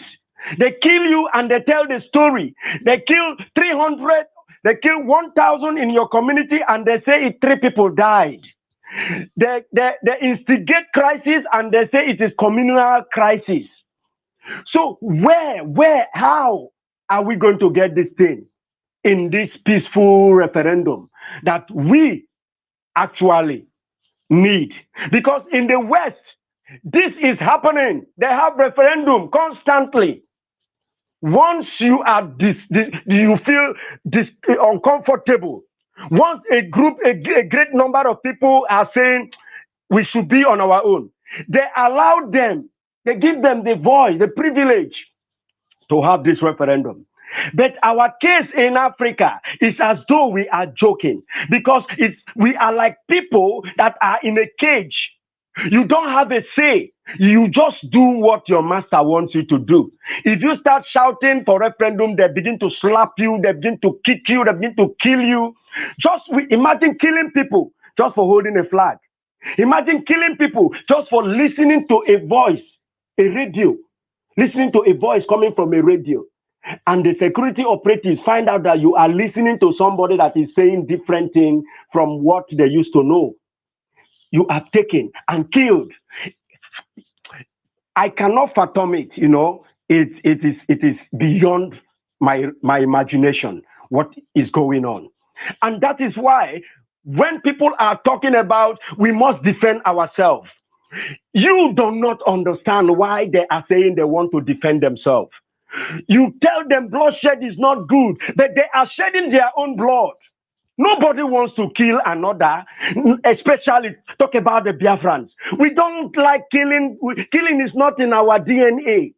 We love peace. It's in our DNA. That is why we are all over the world. Anywhere in the world, there's a saying that anywhere in the world you find yourself and you don't find an Igbo Biafran, run away from there because you will not survive the night. We love peace. We are the most peaceful people in the whole of human race, in humanity. I assure you that. That is why we fill the whole world Anywhere you find us, we live as though that community is ours. Mado. In our dialect, there's something we call mado. That is, mado simply means in our dialect, the beauty of life. We value human life. That is why I'm telling you, it is in our DNA. Ma is beauty. Ndo is life. The beauty of life. So before you see us trying to pick up arms to protect ourselves from extermination, know that it has gone to the point of no return. If we keep quiet this time, we are gone as a people. We are gone. Those outside will never have a homeland to return to again. And that is why you see more of them in diaspora. They are championing the cause. Because those in the land, those on ground, have been muzzled. They can no longer talk. They are afraid. They are so afraid. Because once they hear pim from your mouth, you are gone. So this is what we are talking about. Thank you, my brother Dingane. You hit the point. And thank you for reading that book. That man was supposed to win the award they gave to Professor, what is that his name? The Yoruba professor. Wole Soyinka. But because of the hate they have for the Igbo, they gave it to Wole Soyinka. That man, Chinua Achebe, was supposed to win that laureate, that African prize. But they never gave it to him because he is a Biafran. So you see, the discrimination is beyond words. It's beyond words. The hate for the Igbo, people that have done nothing to you other than to love you, is beyond words. So but we must continue. This generation can never relent. We will give it all until we survive as a people. Thank you. Thank you so much. Thank you so much, my I brother. have a few questions for the guy. Sometimes Just people hold say on. something. This is Hold Paul. on. Paul, please hold on. You ask me your question. When if you are far off looking at a shadow, sometimes you'll be afraid. You think it's a mighty warrior coming to slay you. But when you go close, you see that actually this thing is not even a human being. This is a shadow. And my brother Dangani, there's something that is very, very practical in life. When somebody is looking for your trouble and pushing you, and you have look for every means to avert that problem that is bringing to you. But he keep on pushing you. You keep moving backward. You keep moving backward until he pushed you to the wall. Human beings have flesh and blood. We are not invisible. Human beings don't penetrate through objects. When you push a man to the wall, if there's still any reserve of strength in that man or woman, the only thing that person will do that makes him a human being is to do what? To push back. Because you've pushed him to the wall. Nigeria as a state, through Britain and Fulani, has pushed the Biafrans to the wall. If you by any chance, you don't even need to be in Nigeria to find out this simple truth that I will tell you this evening. You can go to your Wikipedia. Wikipedia will tell you this. It's only a Biafran will travel to the north, buy a land, build his business, establish his business, and establish his family there, and live there all the days of his life. It's only a Biafran will go to Duduwa land and do the same. All over the contraction called Nigeria, where we are trying to tell the people that we are contracted together, to tell them that we are brothers, we can actually live together. We love everyone. But the so-called people that you're trying to show love, we only speak of love in their lips. Whenever they are telling you they love you, is takia in their language, is takia. Is a word to deceive you and bring you close to where you will be killed. And because we have our businesses and our homes in their land, whenever there's a killing of any terrorist in the Western world, we, the Biafrans in Nigeria, will be at the receiving end of a terrorist that wasn't killed in Nigeria, that wasn't a Biafran that killed, that wasn't even their relation. Whenever any terrorist is killed in the Western world, the Biafrans bear the blood. And it has happened over time. We see that the system in which Britain handed over to us is not working. We negotiated. We called for Aburi, which was negotiated in Ghana between Ojukwu and Gowon, the head of state at the time. But what happened? Instead of the regional government that is working perfectly well, that everybody can love each other, and we move on as a people, Britain advised Gowon not to accept that, because this is the only thing that can work for us. And they don't want anything viable to be coming from here. And they brought the war to us and killed, starved over 3 million children to death through starvation. My brother, that's something our people and adage our people used to use. I will say it in my language. Maybe I'll try to see if I can explain, but if I was unable to explain, you write it down and look for a Biafran in South Africa to explain it to you. Ndị Igbo na-asị na ofeke amaghị ọchị nkịta. Ofeke amaghị ọchị nkịta, ndị ofeke amaghị oge ji wee kee nke ụkwa. He's only a foolish man. We don't know when the person that he called his friend is actually the enemy that is seeking his life to take it. He's only a foolish person. So we are not here to discuss on how Nigeria can. We have tried everything. We have tried everything. Before we resolved that this thing cannot be done. Anything a Biafran tell you that this thing cannot work, go to heaven, God will tell you that it cannot work. Call God to that particular situation, or in any state that a Biafran live and run away from that state. You as a person, you cannot live there. If a Biafran tell you that this thing is fruitless, go there 100 times over, you will prove it to be fruitless.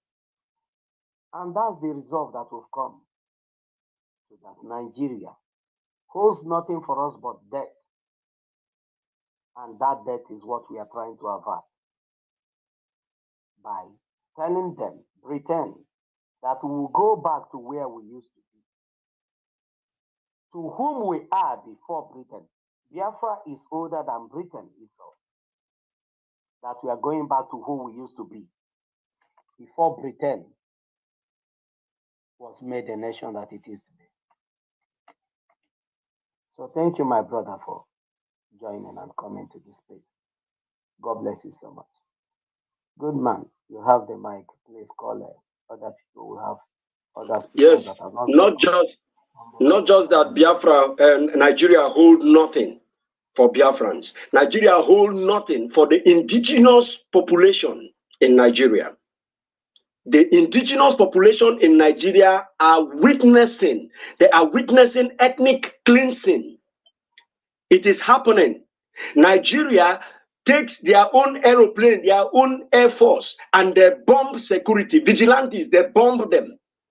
They bomb them and they tell the world through their own media that it was a mistake. They take their own aircraft, they bomb their military, and they tell the world it was a mistake. The communities are being sacked by their own people, and none of them has been arrested and prosecuted. They turn a blind eye, pretend as though the terrorists are now more superior, more powerful than a sitting government. So How do you tell that to a man that is reasoning? That such a place has hope? Anything like hope? Anything like new? When the whole top positions in the country are being occupied by terrorist financiers and sympathizers, and you are saying you have a hope or a new thing is coming out of it, it's terrible. Arinze, you have the mic. All right, thank you very much. May God bless everyone here, the speakers, the hosts, the co-hosts, the listeners, friends of Biafra, lovers of freedom, men and women of goodwill all over the world. May God bless all of you.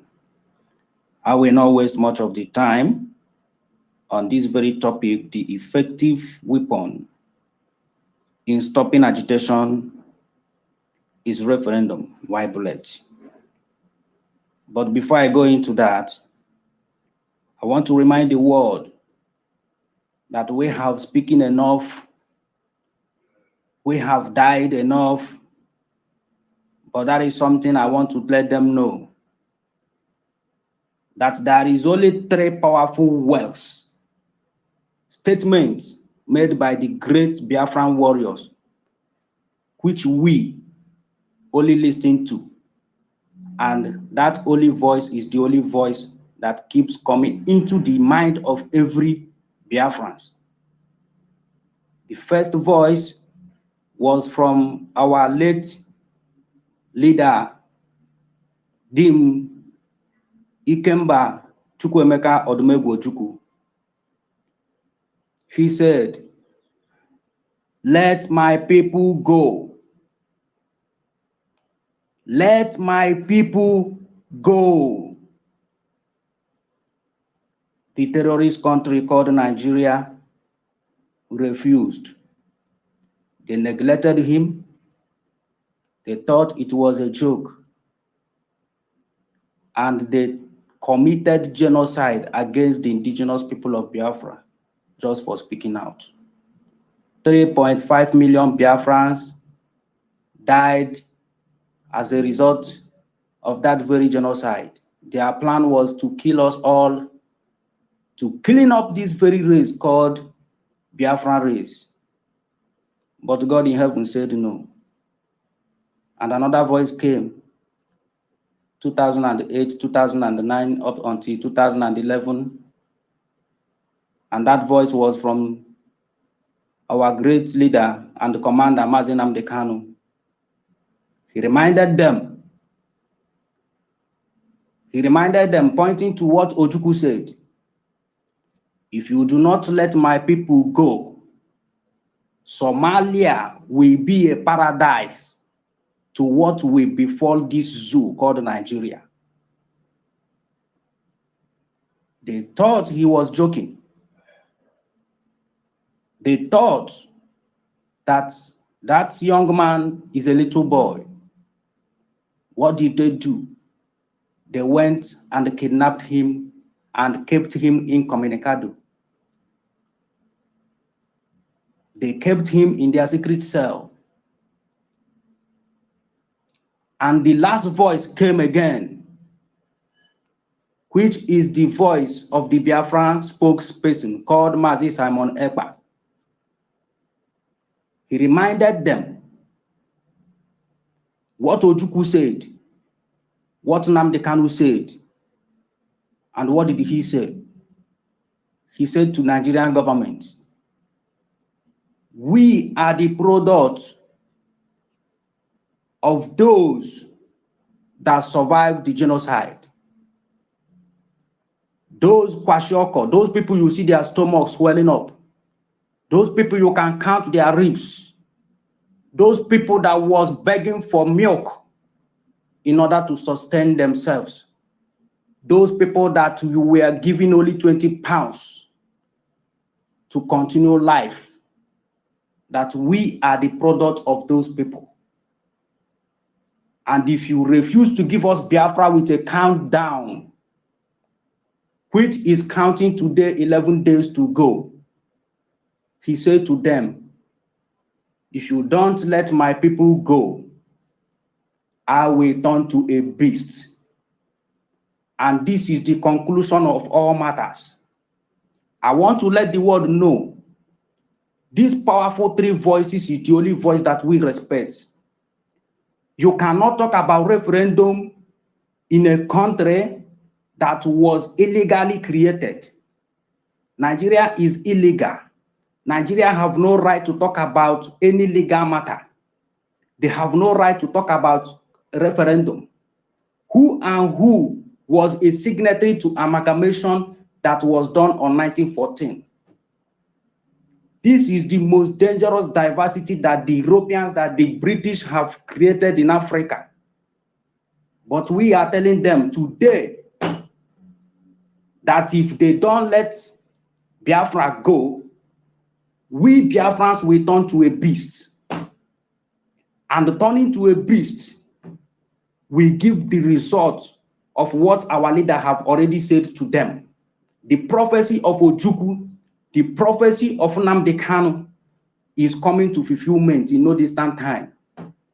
We are not begging anybody.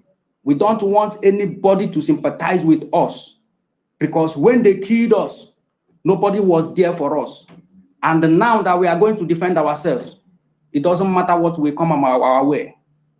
We are fighting a revenge war, and they should go and look and study and read the history of how a revenge war is being fought. We will fight till the last man standing. Nobody is no longer talking about peace. This is the fulfillment of all the prophecies that have been made, because they were warning them ahead of time. Look for a way to negotiate. Look for a way to bring these people to a table discussion. They went using gun and bullets trying to stop us.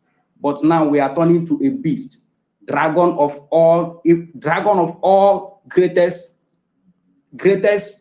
animal in the world. That is who we are, and we are coming with the fire. Thank you very much, my brother. Continue doing what we are doing, and make Kabema continue to strengthen everybody fighting for this very liberation. And very soon, Biafra we shall get. It's either we get Biafra or everybody will perish in this very space called Zoological Republic of Nigeria. If it's only Biafra is being restored, or everybody will die. Thank you very much, and God bless you. God bless Thank you so much, brother. Thank you, Mazia Rize, for coming to this place. God bless you so much for coming around. And I want to use this medium to greet some of our brothers that just came up. Mazia Simon, you're welcome. You're welcome to this place. And Mecca is like, you're very busy today. You don't want to say anything on this topic. We would have loved to hear your thoughts on what you have to say on this topic. Have we not cried enough?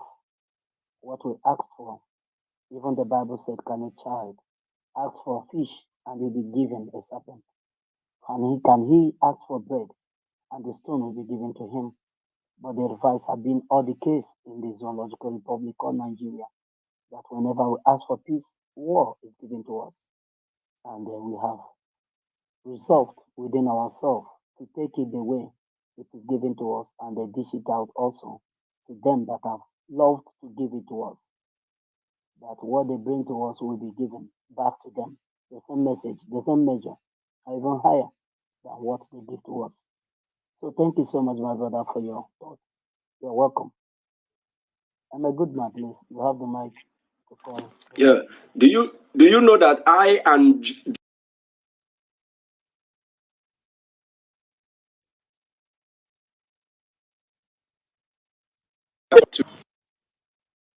Hello, can you hear me?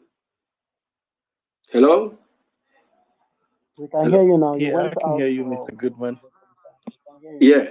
You know, I and Joe, we were discussing this topic today. And I was surprised, when I moved away from where we were discussing it. And wow, look at the caption there. The effective weapon in stopping agitation is referendum, white bullet.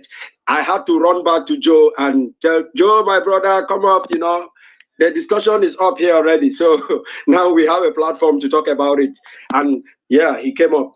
So it's just troubling. It's just mind-boggling, you know, how you can be killing people and you want them to be united with you in peace.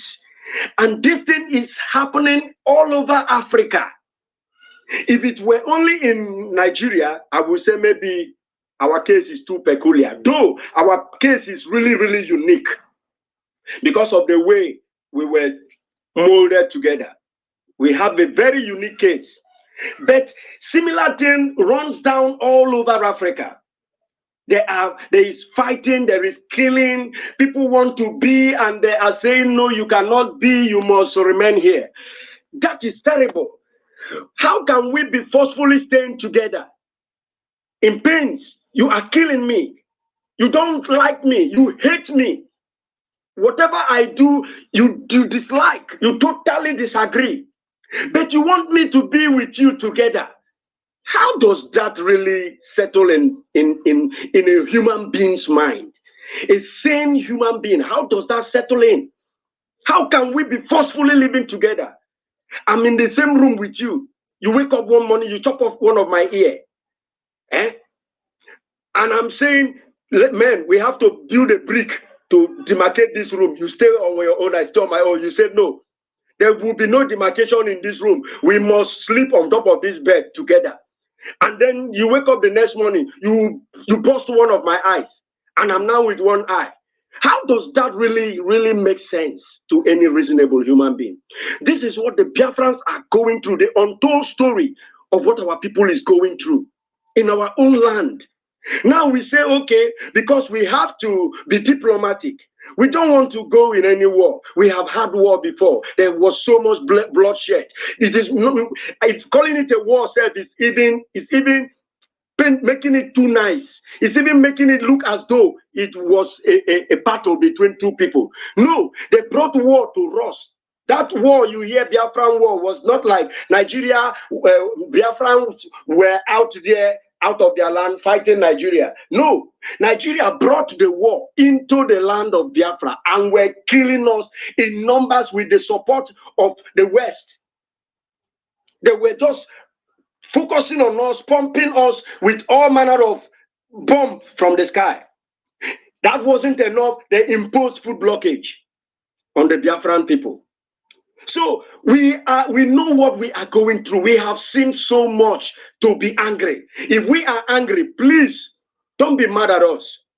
Just try to put yourself in our shoes so that you can really understand what is motivating this anger in us. We are very peaceful. We are not violent in nature. But when you see us talking like this, we want our voices to be heard. We want you to ask us what's the problem so we can explain to you. Because if you don't know, you will always still run with the narrative that the Nigerian state is selling. There is no oneness in Nigeria. That is why it is easy for them to be talking about one Nigeria. They know there is nothing called one. We are not a nation, a country, not to talk of a nation.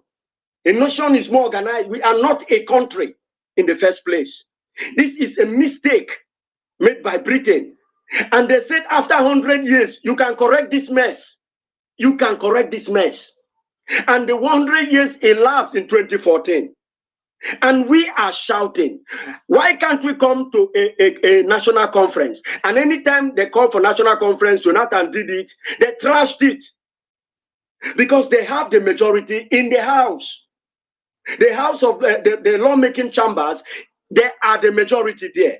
So any law you pass from the South, when I say South, I don't only mean Biafra land, I mean even the Oduduwa land. Any legislation you pass to better the laws of the South will be trashed in the National Assembly. They will trash it. It will not pass. It will not even pass the first reading before you start talking about second or stamping. So this is the mess we are in. We are like people in a cage about to be killed. And people say we should not agitate. Not that we are fighting. We are not even fighting right now. We are telling them we want to sit at home and they are bringing the fight to us again. And then you say we should not arm ourselves to defend ourselves. What else do you want us to do? What else? We should go in a political process that we know is a failure from the start. It is dead from the start. How can you know that this thing is dead and you are going to try to see if you will wake it up? How many people have woken up dead people? Nigeria is has a dead system. The person has not been born. It does not exist that can give Nigeria life. The only solution to Nigeria's problem is dismemberment. Let the nations go back to their nations. We are not meant to be. But they own the media. They are all in the organizations in the world. So they sell the narratives that there is a country called Nigeria. And who will speak for us? Who will tell the world that it is not true? Except we begin to do this little we are doing.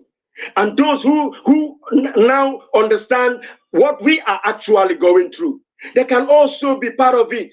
And when Africa understands the unique nature, the unique and dicey nature of Nigeria, they also will begin to speak for Biafrans. Because when Biafra liberates itself, believe you me, Africa will be liberated. Because of the peace-loving nature we have, we are going to be initiating peace in other nations. I'm telling you nothing but the gospel truth. Africa will look into Biafra land and see that black nation is actually working. Oh, this black nation is working. They will have nothing but to consult us and say, how are you making it work? And we will help them through. This is what we are talking about. Support us. We are not doing something bad. We only ask for a seat at home. And they are bringing people to kill us. And if you say we shouldn't protect ourselves, what else do you want us to do? Thank you. Ego, you have the mic. If you want to speak, please raise your hand. The mic is yours. Please, as many that want to speak, please indicate by raising up your hand. Ekesin, if you want to speak, please raise your hand. You will see where the icon to raise your hand by your this thing. You see where there's heart, because many people don't know how to raise their hand. You will see on your screen, you will see where there's a heart and there's a plus on that heart. You click on it, you will see all the icons there. Where to raise your hand, you click on that hand that is raised, then we'll be able to notify and call you up to speak. But having said that, I want to thank our brothers and sisters that are here, Justice and Eunice. Eunice, I tried sending you DM, but it didn't go. I only sent to Justice and he's here. You're welcome.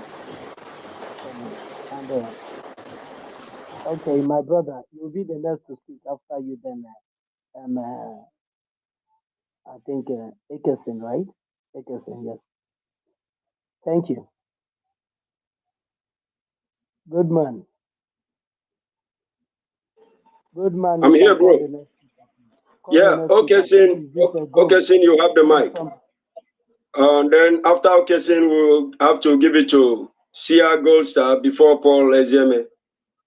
All right, Okesin, you can unmute yourself. Yeah, okay. Thank you, my brothers and sisters. Am I clear? Am I clear enough? Yes, you are. Hello? Okay. Thank you, my brothers. Sorry, I have been on and off in the whole session, but the little I have comprehended, I think all of you have spoken well. And our brother from South Africa too, I was able to listen to him. He made sense. What I want to chip in this discourse is about the whole problem, the whole issues, which is still the dangerous diversity in that enclave. The problem is our people have not really understood what that is. There is no way that country can make headway, can progress in that formation. There is no way, even if God himself comes down. This is exactly what we have to be hammering on the people, but they seem to be so stiff to comprehend this simple fact. It pains me to the marrow, honestly. Now let me chip in a little thing. One thing they should know is this diversity has been so perfectly utilized by the politicians in Nigeria. They have all the politicians, all from across board, be them Yoruba, Hausa, Fulani, or they have been able to cling to this factor as a major problem in that country, and they are utilizing it perfectly to their own gains. What they have been doing is, be them Igbo, Yoruba, Hausa, that is all the politicians. Each time somebody from the east or south, an Okeke, just imagine, an Okeke cannot organize a protest in Kaduna, Kano, Abuja, and so forth and so on. It becomes a treasonable offense. And Remy from the Oduduwa likewise cannot host a protest in Enugu, Aba, Onisha, or that's like Musa, the same thing.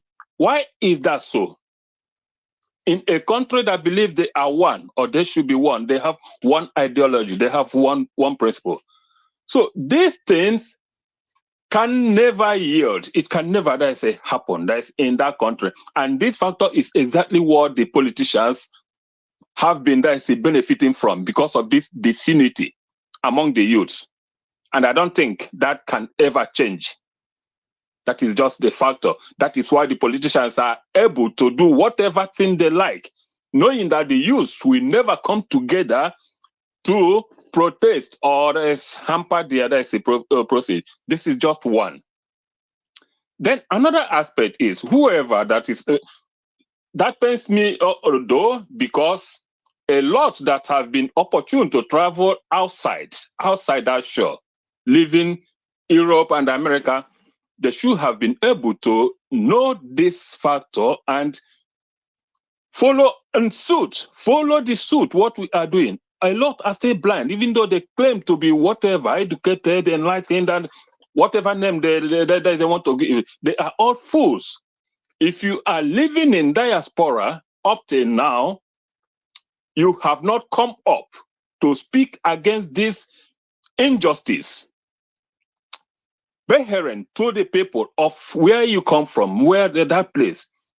You are a fool, stupid, selfish, inhuman, and wicked. These people are wicked. Whoever has been opportune to travel outside that country and refuse to speak up, stay supporting political reforms, supporting the politicians, knowing fully well what is obtainable here in the outside world, that these things can never, happen in that country because it's not possible.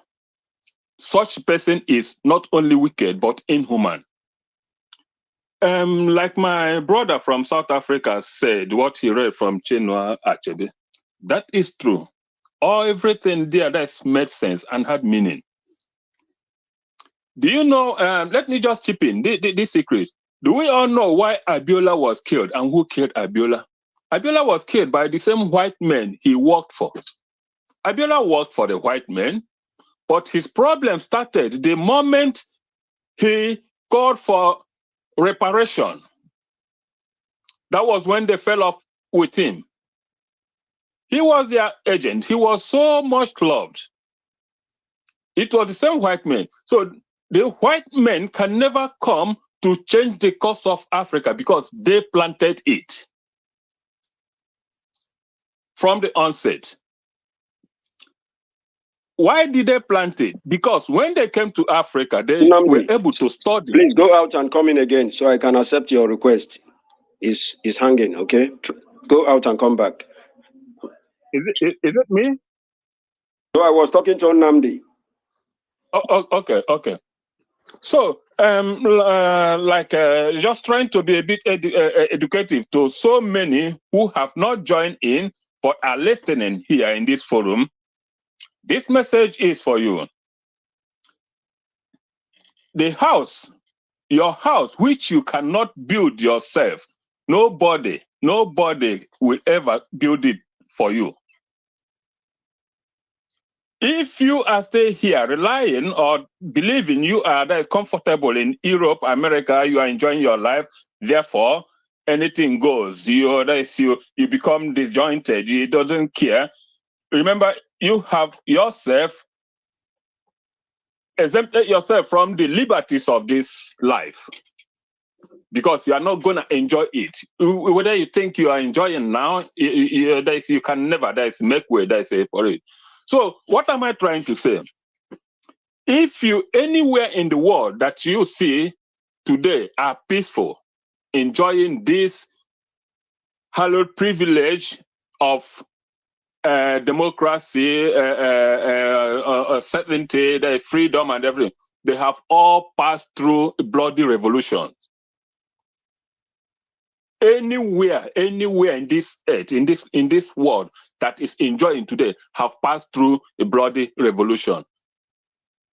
And in Nigeria, such is not possible because you cannot succeed as an Igbo man to go up north and cause such a revolution or there is an act that will change the effect of that country. You cannot. You don't have the wherewithal. You cannot. In Yoruba, as that place is yet confined, you cannot. No other place. And that is what the politicians are now extremely utilizing. Sitting on top of the people because they know election is never that is done in that country. It's all about who you know, how powerful you are, you get what you want. So, and that is why the whole politician, they don't care. They don't care. It's not about your vote. They don't care about your vote. They don't care about this electoral process that the people are so much clamoring on. They don't care about it because they know how to get India.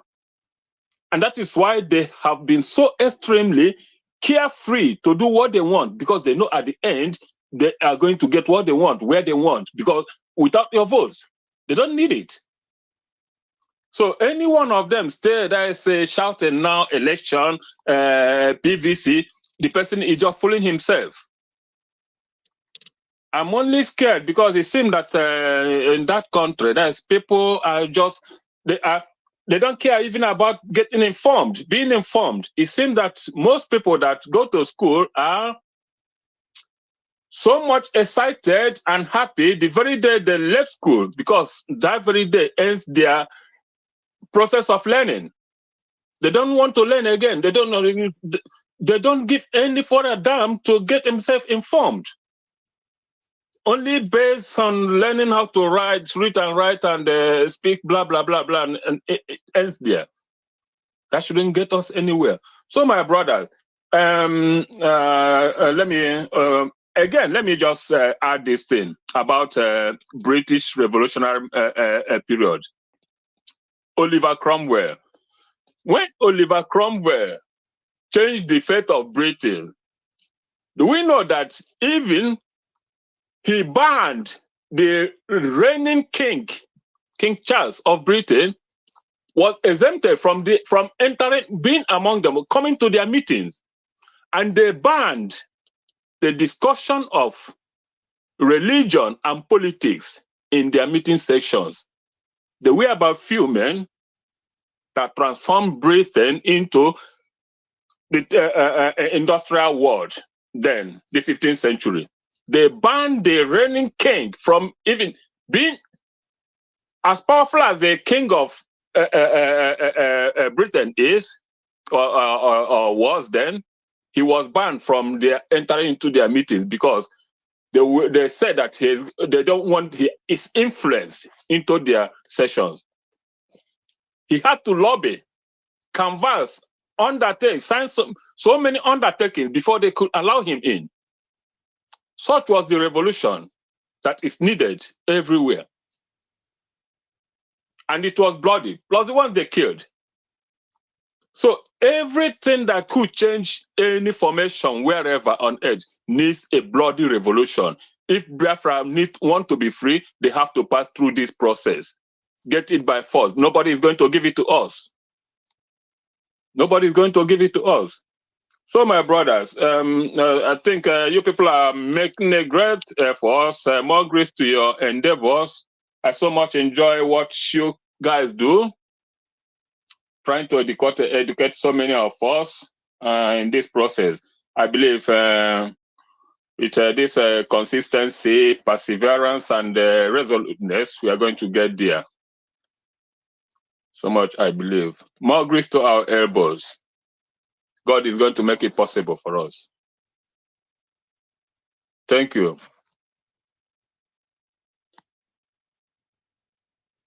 Thank you so much, my brother. Thank you so much for that line of thought. God bless you for all the things that you said. And the call that came to my phone, there's something that you said I wanted to rephrase on, but I was on another call for an important edition and I forget the line of thought. There's something you said that is very vital that I wanted to say something on. But notwithstanding, thank you for all that you said. Thank you so much. Okay, thank you very much. Yeah, you're welcome. You're welcome, my brother. Ifeanyi, while you're trying to figure that out, let me just ask some questions to our South African brother. Okay, Because I think you should go ahead. If you don't know where your problem is coming, you don't know the solution. It's only when you get to the root of the problem, you know the solution of the problem. Unfortunately, our South African brother, he was here to tell us our own story instead of waiting for us to tell him our own story. So that's the problem.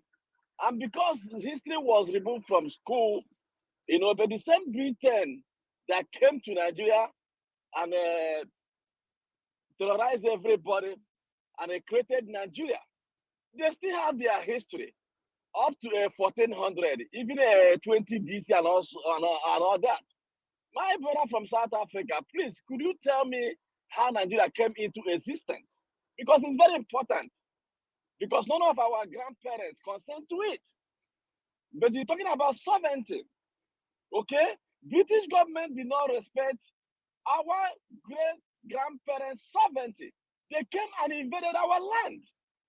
And they merged us with the people that we don't have anything in common with them. So could you explain to us who gave Britain the right to terrorize our great-grandparents? And also, if you wouldn't mind, can you answer the name of my great-grandparents before British government amalgamated us together? You're talking about sovereignty. So let's start from the root of the problem to solve it. So I don't know if you can answer my question, please, before I go ahead, because I have a full-loaded questions to ask you. Is that okay? No, I'm here. So it's okay. Can you answer my question? Because it's very important. We are here to educate each other. Please. One, you and me do not disagree. You and me are not in disagreement. We totally agree. We're on the same page. The things that hold us together are still there. They still exist. We can still feel that we're brothers. So we do not disagree. So I'm not going to justify your question with an answer, but then I'm going to tell you what it is that actually gives a people their sovereignty. Britain had better guns, or they had better tactics. So I guess what we need to confront today is what happened to Cambodia, what happened to Venezuela, what happened to Vietnam, what happened to North Korea, what happened to Japan. That is what we contest with as we go and try to determine. Everyone is saying that we need to be able to defend ourselves. We are a peaceful people who need to actually pounce, because we, as Frans Fanon say, when we do this is because we cannot breathe. We are tired. My brother, hold on. Let me ask you a question. But in this scenario, our people are being killed. Are you aware that Nigeria is at war, secret war right now? That's what I started saying. Do they use military to do election in your land? Because in my land now, they are killing people. They are burning down communities with military. I live in the United States. I'm a Democrat. I vote for a Republican because that was my choice. Okay? But are you aware in that country, you don't even if you like cast your vote, they will still rig it to the person who they want to place there. So since the system is not working, how do you expect us to be paying with our own blood? Somebody will come to our community now and ransack our communities. In South Africa, you are. Nobody Please will let come me to your community and let me ransack the interject. whole Hold on, community. Let me Paul. interject Hold to on. say this. Okay, Paul, listen to this. let me Paul, what interject. did I Hold on. say? Hold on. Paul, My brother, Please, I my need to brother say Tijani. something. I need to Gloria, say hold on. something. Hold on. Please, Please. please, please, let there be orderliness in the house. Everybody should mute.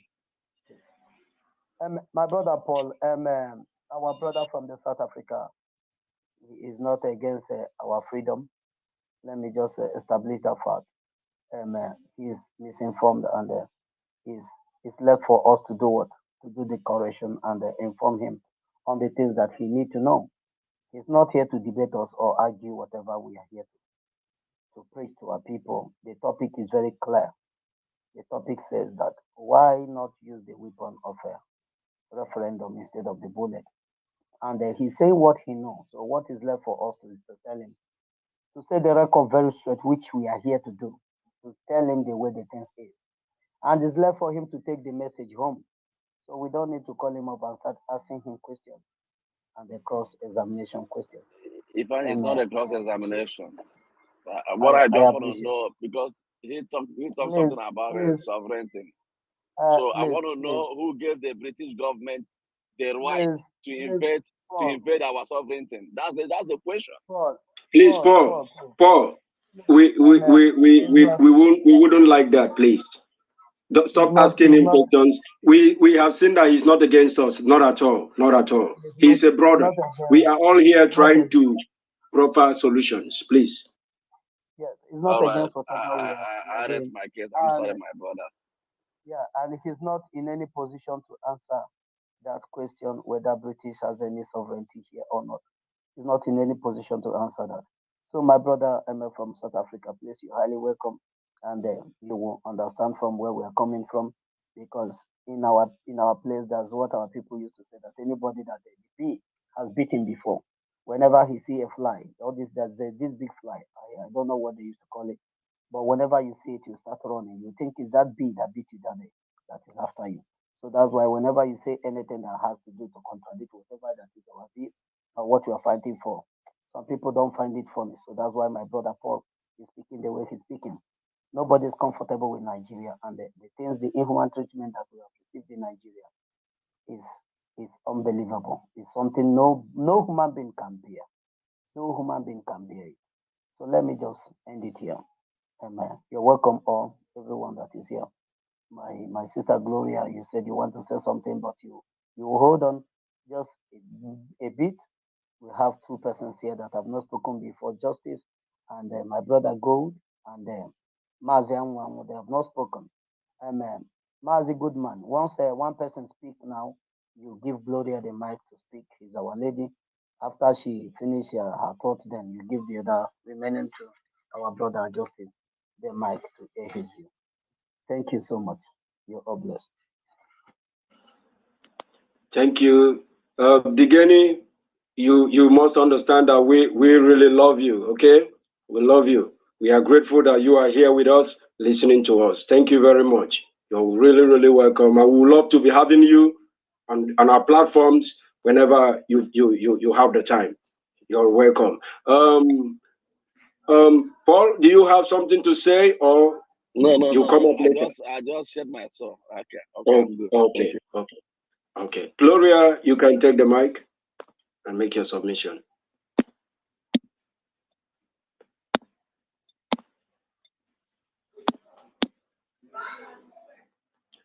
Gloria, you have the mic.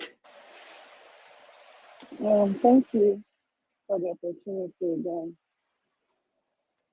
Well, what I wanted to say was regarding to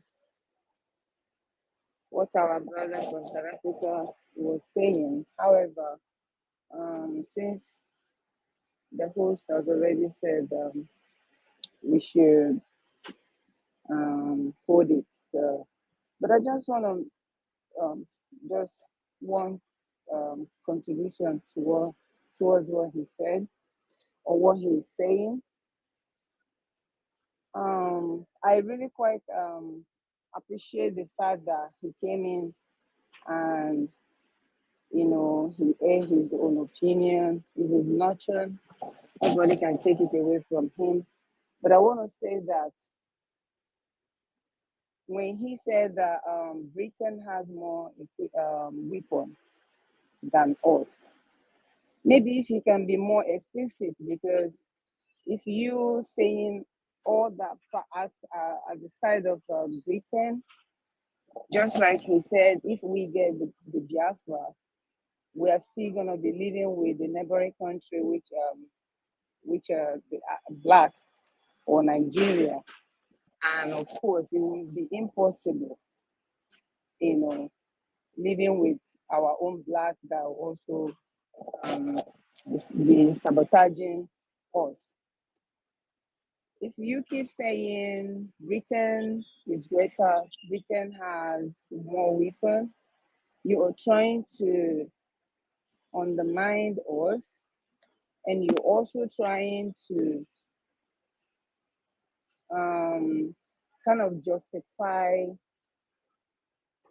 the Britain act towards us. To me, it's not right. So they have their weapon. You don't also know how we are prepared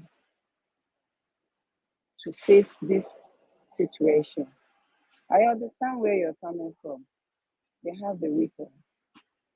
But Biafran, we are getting ready. Like Simon always say, you don't know how we prepared. Anyone seeing us outside from the vision, the direct vision, you will think that we're just making noise. But I also understand where you're coming from. But please do not validate or kind of justify Britain. You're kind of giving them that strength. It pisses me off. Sorry if I use the word, but it makes me more angry because they will be seeing it like, of course, we have nothing, and definitely they will win us. Nobody will win this generation anymore. God is with us, and of course, we don't know how we are prepared. Thank you. I'm also going to say thank you so much for your solution, and we appreciate it too because it's your notion, and nobody will take it from you. But please do not try to justify Britain for their evil act towards Biafra. Okay, Gloria. Thank you very much. Thank you for your submission. Thank you for your observation. But I would like to say that the Guinea wasn't really saying that the British will overpower us. If, from my own perspective, what he said, to my own understanding was that they came through a more superior weapon to subdue us from the start. They came with a more superior weapon to subdue Biafra.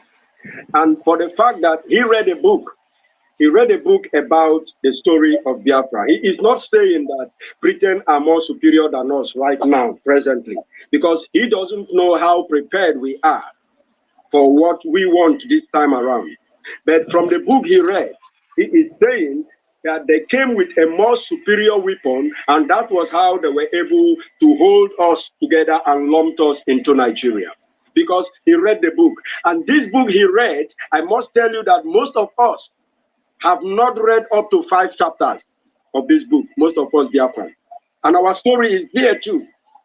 But thank God for Mazi Nnamdi Kanu, who came and educated us on who we are and made so many of us to wake up to the danger, to the imminent danger that is before us at this moment in time. So, Diggin, that is why I said I love him for the fact that he was able to pick up that book and read about it and read about us. It's a plus for him. Okay? We must move on. We cannot rely there. Right now, Gloria, mute yourself. Your mic is up. Right now, we are prepared. We are prepared to take our nation back. We are prepared to safeguard ourselves. In fact, guns and bullets cannot quell this agitation. No matter the gun and the bullet you have, you cannot kill this awareness. Let me not just call it ideology. Awareness. We have an awareness now of who we are, and not just the awareness, we can see the threat to our life before us. So we cannot go back on this until we restore our nation, and from there we begin to help restore Africa. The Fulanis cannot be our neighbors. They are not even close to us. They will go back to their core Sahara Desert where they come from. They can't be. We will protect our borders. If you are coming, you will come as a sane human being. We will check you. You don't just come in and cause trouble. You must be someone that can adhere to our rules and regulations. You must abide to the rule of law to be in Biafra. So we will reveal how Africans can actually govern themselves in a civil way, in a civil society. The Europe West, they will come to Biafra land and see that we are not what they think we are, that we are wise. We can govern ourselves. We can have a sane society that will not want to go over to any other European country to live. We can live in our land and not think about Europe. So this is where we are heading to. We know who we are. So thank you, my sister. Thank you for your observation on what you think. But the truth is, we are going to Biafra, and nothing can stop us. Nothing. When you see people remain down, is because they have refused to use their mind, to think. It all starts from the mind. Because this age-long colonization, this old long nonsense has eaten deep into the minds of most of the Africans. We have seen ourselves lesser than who we are. And that is what Biafrans do not want to keep validating. We want to come up, we have come of age. This generation, this internet generation, this what do I call it? Space generation, we have come of age. And we need to take what we can, because we have all the means available to us. The information is no longer hidden. We can just, a tip of the finger, you have the information you are looking for. So nothing stops us from getting to where we want to be. Nothing stops us from building a civil society in Africa. And it starts from Biafra. And that is the message I want my African brothers that wherever I come across them, I pass this message to them. Support Biafra. These are people that have risen up. These are people that have the light. They have the light, not that they have the light in them. They can liberate Africa. They can bring sanity to the African race. I hate calling ourselves black. Nobody is black. Look at the mirror. You cannot see a black person reflected there. Nobody is black and nobody is white. If you see a white man, you will run away. If you see a black human being, you will run away. So these narratives of painting you evil and making themselves very, very pure should be abolished. If someone calls you a black man, tell him you are not a black man, you are an African. Tell him you are not a black man. Begin to change the narrative from you. Start decolonizing your mind. If people sat together and created this nonsense and sold it to us, and because we have no capacity to reason yesterday, we lived with it to this point. But this is the time we are ending it. Thank you. We move on. Ego. Thank you, my brother. Please, you give the mic. You reserve your comment. You give the mic to our audience. We have 3 persons or 4 persons here that have not spoken. Siagosa. We'll have a limited time. Okay. Justice. Please do well to raise your hand, Emmanuel. Please do well to raise your hand if you're ready. Raise your hands, please, and you will have the mic. Thank you. Justice, go ahead. Yeah, thank you, everyone. And I'm sorry for coming late. You know, we are working so hard to have some food on our table. You know, the topic says effective of weapon in stopping agitation. We know that in history, weapon doesn't stop agitation. The only thing stop agitation is negotiation, dialogue, and peaceful resolution. 50-something years ago, there was a crisis that led to a Aburi Accord, and at the end of the day, Biafra was declared. And Nigerian state, Britain, and with the kind of support from America and the other rest of the world, because Biafran war is Biafra against the world, because BBC was selling wrong narrative to the world. And even at that, still some countries observe what is happening, and people protested the way they were massacring us. With all the bullets and guns, they think they have suppressed Biafra. Now, 50 years down the line, another man emerges. Nnamdi Kanu was born during that war. Most of us speaking on this platform was born 10 years, 6 years after the war. But we are here. That has shown that WE3PON cannot stop this agitation. That is fact. The only thing that can stop this agitation is coming to the round table and having a referendum. Let people decide. If Biafrans decide today to be part of Nigeria through referendum, none of us will speak again. So whatever that comes out from that union, they take responsibility. I was so shocked that the percentage that made Britain to leave European Union is not up to 3% of that vote. That made it was 72% of Britain that came out to vote for Biafra, British exit from European Union. And when the vote was cast, it was 51 to 49.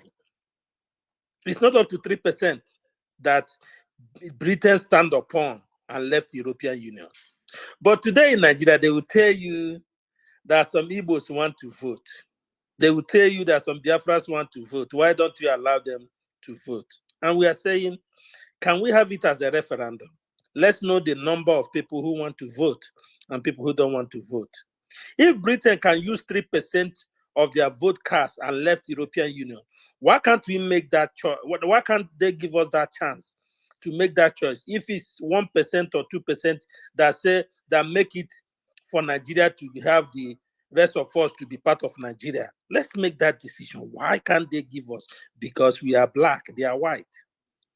I was so shocked today. I just came in and I was going through my Twitter page and I saw Secretary of State of America, them making video telling Nigeria that they support free and fair election. And I called them out. I said, you guys are evil.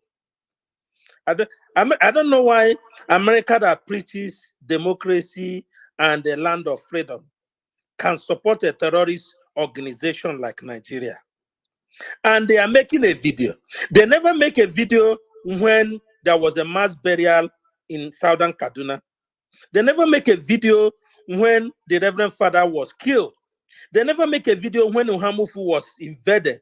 They never make a video that a country like Nigeria have never obeyed their law. And I wish I can have opportunity to ask Blinken if FBI was the one that arrested Nnamdi Kanu and took him to court, and then Nnamdi Kanu won that case.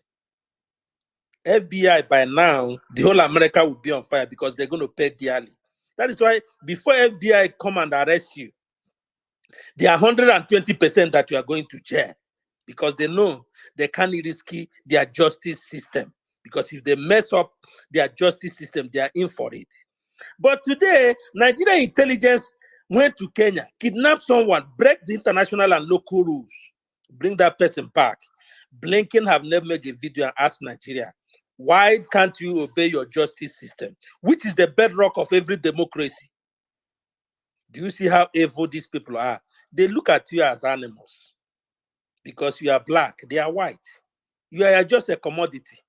They don't care about you. They are coming to tell you to do election. Because when you do this election, then tomorrow you will carry flag to go to Capitol Hills. Oh, there's bad leaders and corruption in Africa. They will tell you you voted. Okay, wait for another 4 years. You vote the person out. You carry you go to European Union headquarters. They will tell you you voted. Wait for another 4 years. But they know that these people are corrupt. I keep saying this thing, how evil this civilized world can be, including America and Britain. These people are evil. Imagine for you, anybody living in America here, make this example all the time. For you to get ordinary job as a security, for you to get ordinary job as a caregiver, as a nurse, anything you want to get a job, they will run you a background check and know you if you have a violent past, if you're a criminal, if you have committed any crime. But today we have 3 contenders in our election, so-called evil they want to promote. America indicted Atiku. It's on their website. How evil can people be? It's on their website that Atiku is indicted in America. It's on their website that Tinubu is indicted in America. It's also a public record that somebody like Obi have been indicted for putting money in tax heaven. Which, if it's any American government official was find out in, he will be in jail by now. But they can't look at this thing and say, no, these people deserve better. We cannot allow them to choose criminal, which our own country have indicted as criminals. But you as a caregiver in America, you can't even get a job. If you have been in prison, you're a felony, there are some jobs you cannot handle. Now we are talking about a president of a country. And I'm asking America, can you allow somebody in that character to be your president? The election you are promoting. I live in America. And I have seen when they say freedom, freedom. And now I'm asking question. Can you allow somebody you have indicted as a criminal to become your president? But now, a whole Secretary of State of America came out to make a video to promote Nigeria. Can you see how they rated you? You are black, they are white.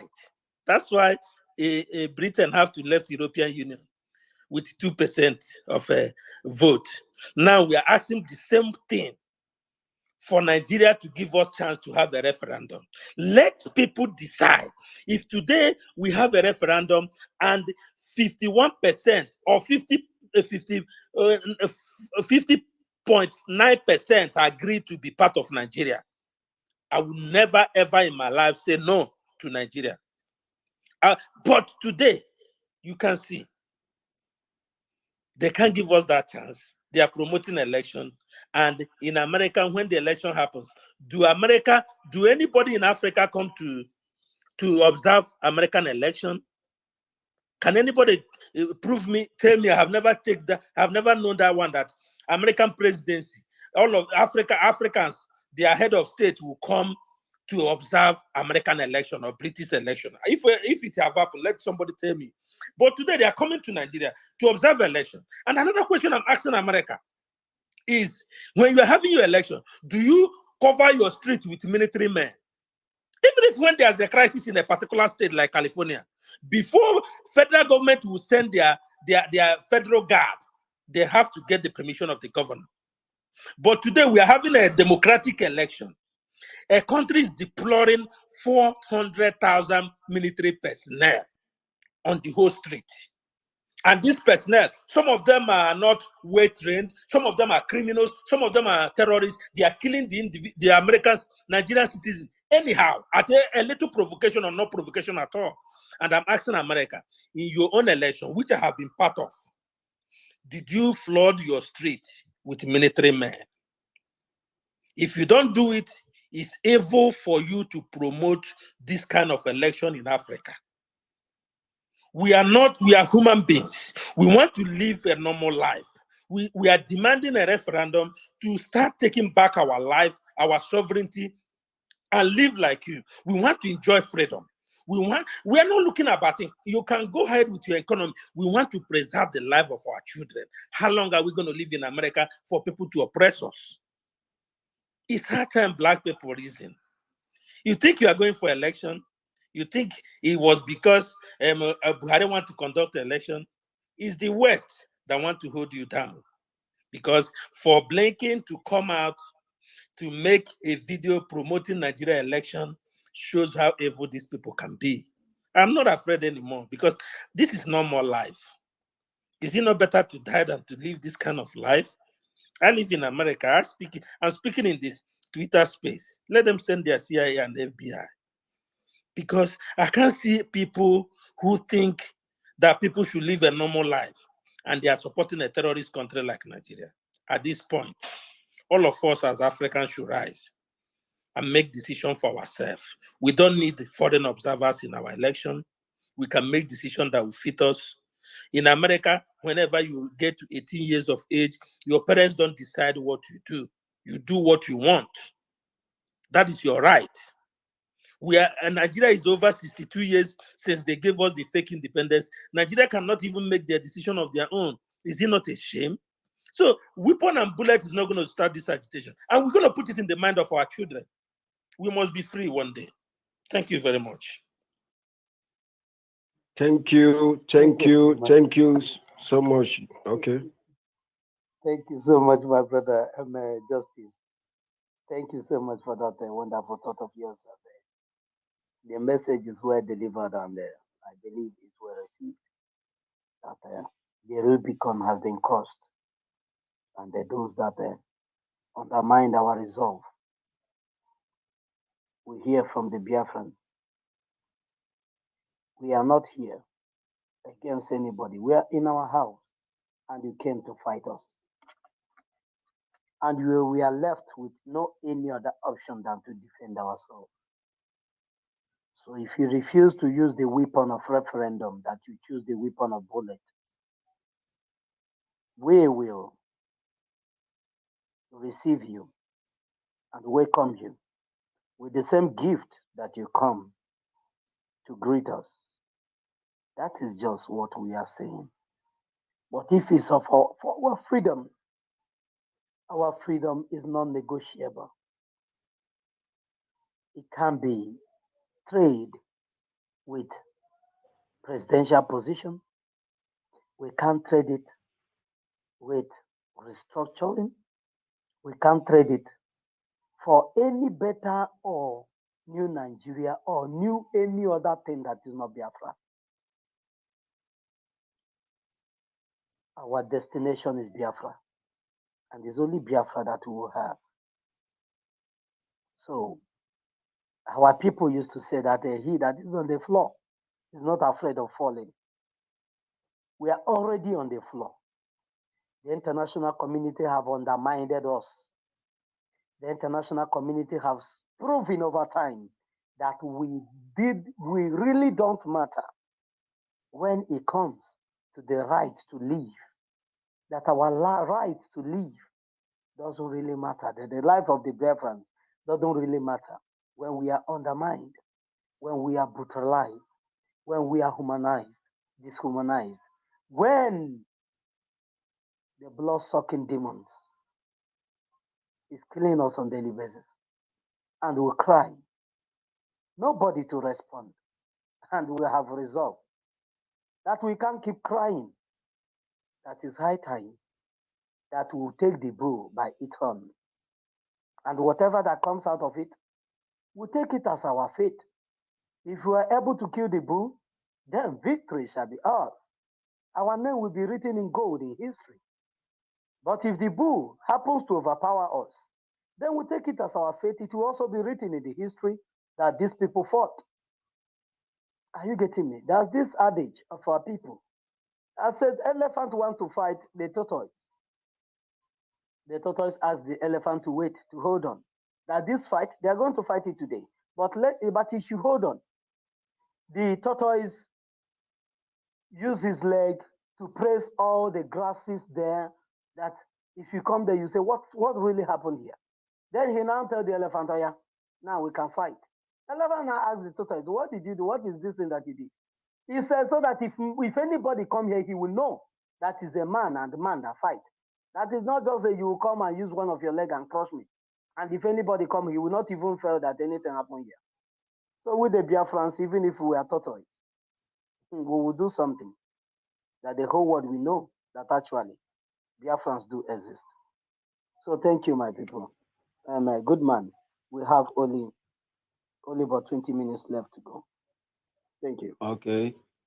Please, we will have to be snappy. We'll make our point snappily so that others can share in the little time we have left. Digani, you can speak, and then I'll give Emmanuel before Frank, you now come in. Okay. Digani, you have the mic. No, good man. Thank you. But then I think I haven't heard from Frank and Emmanuel, so I think we can hear from them before I come in, just so that, like, I can enrich my knowledge. I'm learning here, so we can allow them to come before me. Thank you very much. It's all right. It's all right. Emmanuel, with yourself. All right. Good evening, everybody from here. Good morning from wherever you're hearing us from. Then good afternoon, everybody. I really appreciate the organizer of this press. I really feel so joyed when I listen to highly intellectual youths, because we are youth at heart, no matter the number of our ages.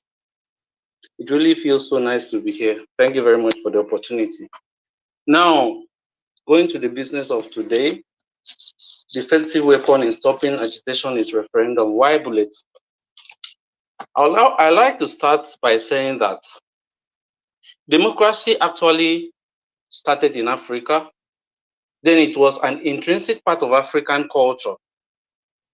Now, when the Europeans came in, history has it that when they came in to invade Africa, they came and met some very tangible and very, very good democratic kingdoms. Now, their first modus operandi with respect to invading Africa was to destroy those democratic kingdoms first, in order for them to put in their colonization, or in order for them to colonize us effectively. That was the first thing they had to do. Now, bringing in referendum, okay, they now said that we as Africans, since they colonized us, we should be doing things according to their own perspective, according to their own. Okay, they now made us to feel that everything they brought into Africa is original. Now, they brought in constitutions and they left referendum from constitutions in most of the African countries. Now, that was intentional, in order for them to continue to impoverish Africans or Africa as a continent. As a result of that, as a result of them impoverishing us as a continent, the exploitation of African minerals will be done very easily by them. Now, one of the reasons that they actually promote the use of bullets against the use of referendum, which is, in the West they use referendum very correctly, because they think they think that they have everything working well for them, but God knows how he deals with them as well. Now, why I'm saying this is that the way we are thinking now and the way our mindset is going, Africa is going to be liberated very well. Africa, I'm very optimistic that with the system we have now on hand, Africa will be liberated to the core. Now, the neoliberal reforms equally contributes to African poverty. Now, the Europeans will now say, okay, they will bring in donors. They say, okay, we are giving you aid. We are doing this. After you've come to steal our resources, you are now giving us as aid. Who does that? That narrative is changing. That nonsense must change. That nonsense is changing. Honestly speaking, now they brought in constitutions that did not honor referendums, because they knew the importance of referendum in a constitution.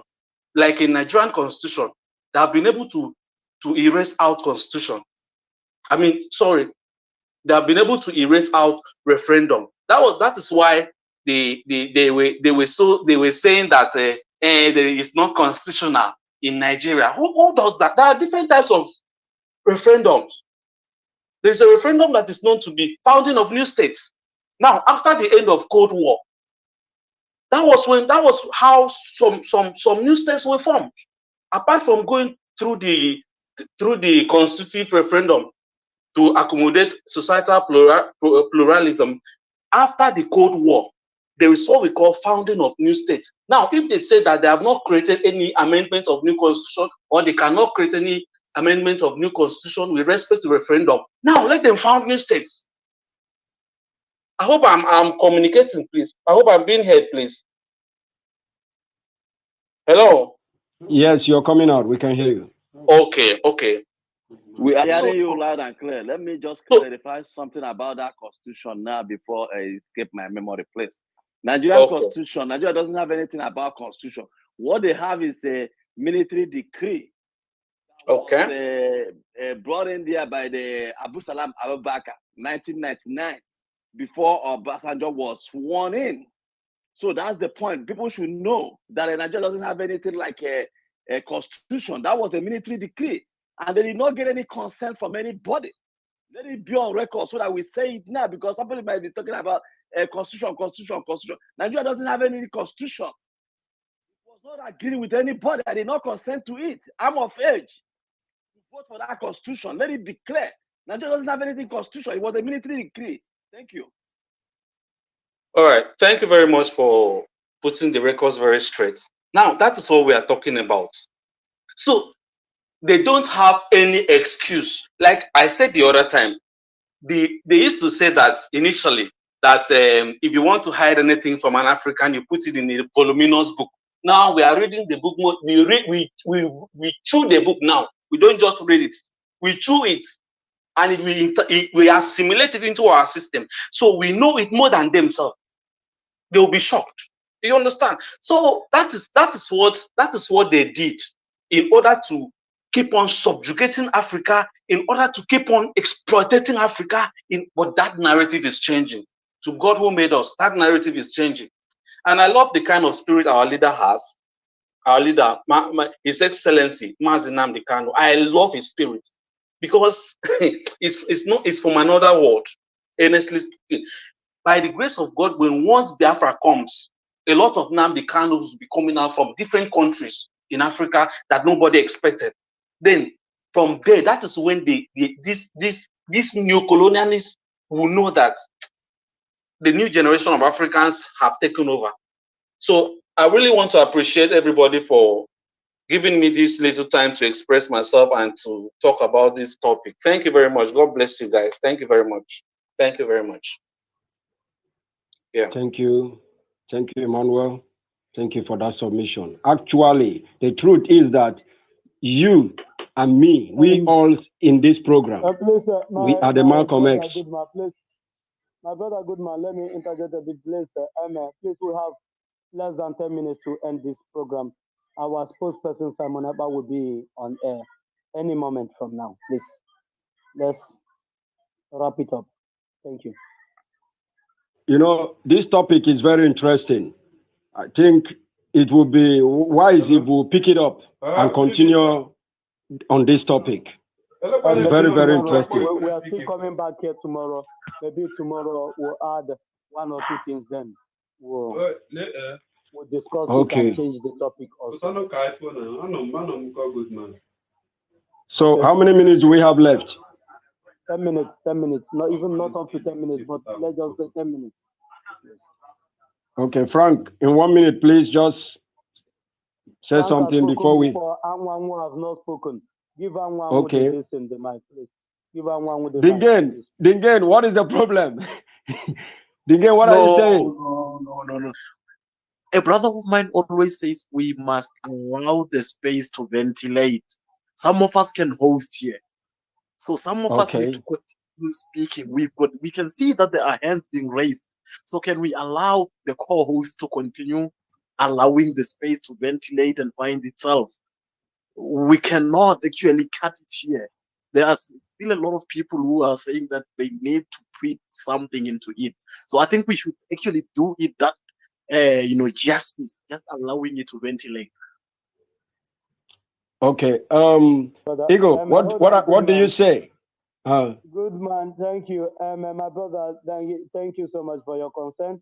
But I want to tell you, we the Biafrans, whenever our leader, either Mazi Nnamdi Kanu or our spokesperson, we all need to go and listen to whatever he has to say. Every other space, every other broadcast, every other thing that you call broadcast that has to do with the awareness we are creating for Biafra will stop at that moment. Even if we are spacing and they didn't give us any notification that is coming and all of a sudden he popped up, we suspend whatever we are doing and listen to whatever he has to say and come back, because from there, many information that is publicly will be shared to us before we continue with what we have. These are the people piloting, this is the person piloting the affairs now. Are you getting me? We are not the ones giving orders. He's the one giving the orders. So whenever he come on air, we are going to his platform to listen to what the message has for us. The broadcast can be done right here in the space. Trust me, when we let go of the space, we are letting go of some of the people who are in the space. But then if we were able to actually broadcast what is my brother, actually we are being always here. communicated. We are always here. Okay, I just tell you the routine now. Are you getting me? And I expect you to respect that. Okay, we are always here. Tomorrow, same time, we are going to come back here. So whatever is your concern, you can also air it out. We've been here now for almost 6 hours. We started this space immediately. It's 2:30. Calculate 2:30 till it's almost to 8 now. You know how many hours we've spent here. So whatever view My that brother. is not aired up to this moment, I think you should keep it till the next day. Okay. My brother, So in we the are next sorry. 10 We minutes, we are apologize. shutting down this place. Thank you so much, We my brother. really appreciate your concern, but we have a protocol here to follow. We follow the hierarchy of indigenous people of Biafra. So Yes. I'm sorry. We really apologize. We have to go. We are sorry. Yes, Dingen. I myself, I wanted it to just continue. You know, I never wanted it to stop now, but I think we should just do what we need to do. We will continue. We'll continue, and please follow me because I'm going to follow you. I'm following you now.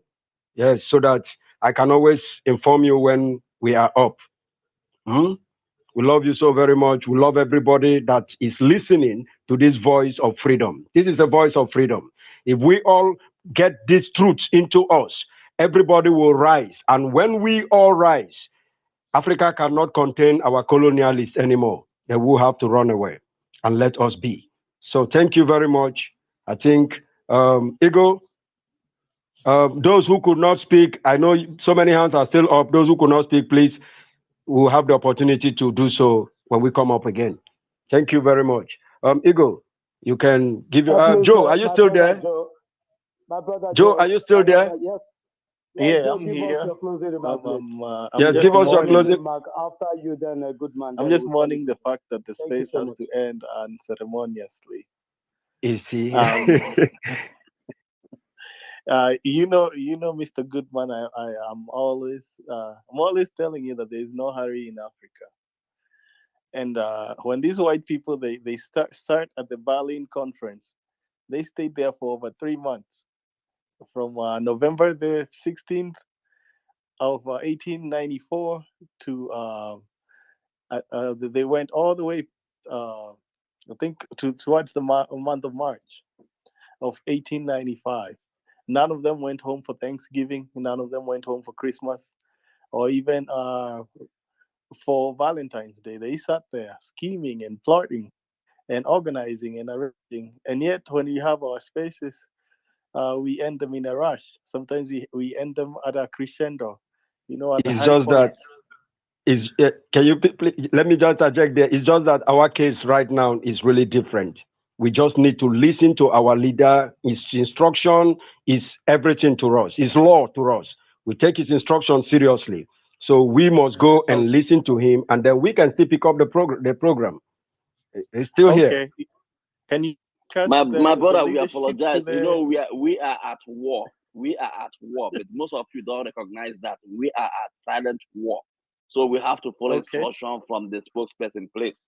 It's not that we want to close this page, just shut it down like that. No.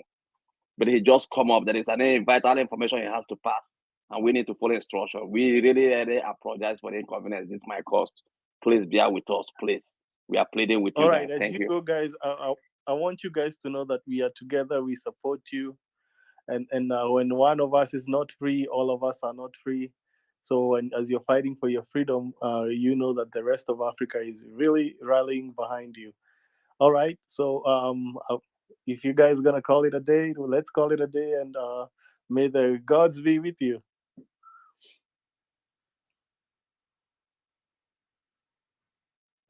Thank you for making out the time to be here with us, to listen to us. We really appreciate you. We want to really apologize for ending it this suddenly, but please bear with us. Do come up again when we hook up another space.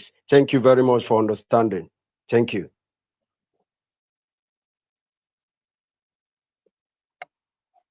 Good man, please give us your closing remark.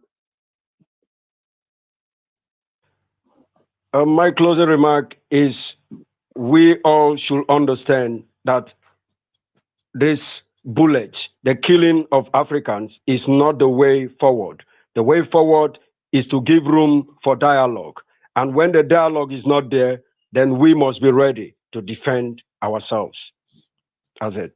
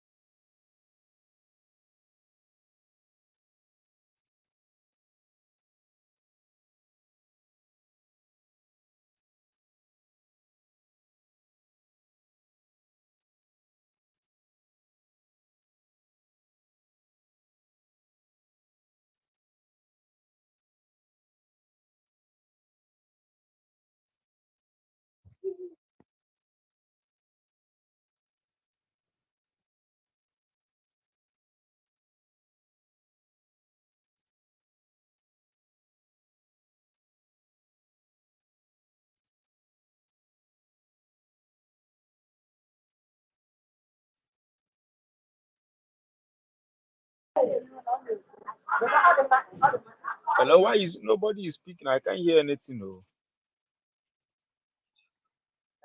Can't you guys hear me? No, I can't hear you. I don't know for them. But we can hear you. You can hear me, right? Yes.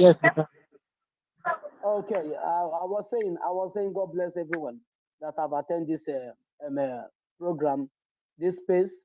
Maybe when our spokesperson is done with his broadcast, if the time is friendly with us, we can converge again. But if the time is not friendly, we will leave it till tomorrow. We will come up here again. We'll be doing the needful till the remaining days. We'll be coming here on the space every day with one thing or the other to discuss. So all of us should have our eyes on the ball. Freedom is our only stand, and Biafra is our only destination. So my brother from the South Africa, we thank you. Tomorrow we are going, is the beginning of our lockdown to demand for our freedom and to demand for the international community that we the Biafrans have resolved that there will be no more Nigerian election in our territory. Just like Malema and his group have declared a sit-at-home on the 23rd of March, if I'm not mistaken, or on the 20th, if I'm not mistaken. We are demanding the same thing, and we have been doing it, and the world is listening and watching. So we are not going to back down. Not now, not tomorrow, not ever. Thank you, my brothers and sisters. Let's keep our fingers crossed we'll see each other in Biafra land. Thank you. And shalom from here, from my end, is good evening.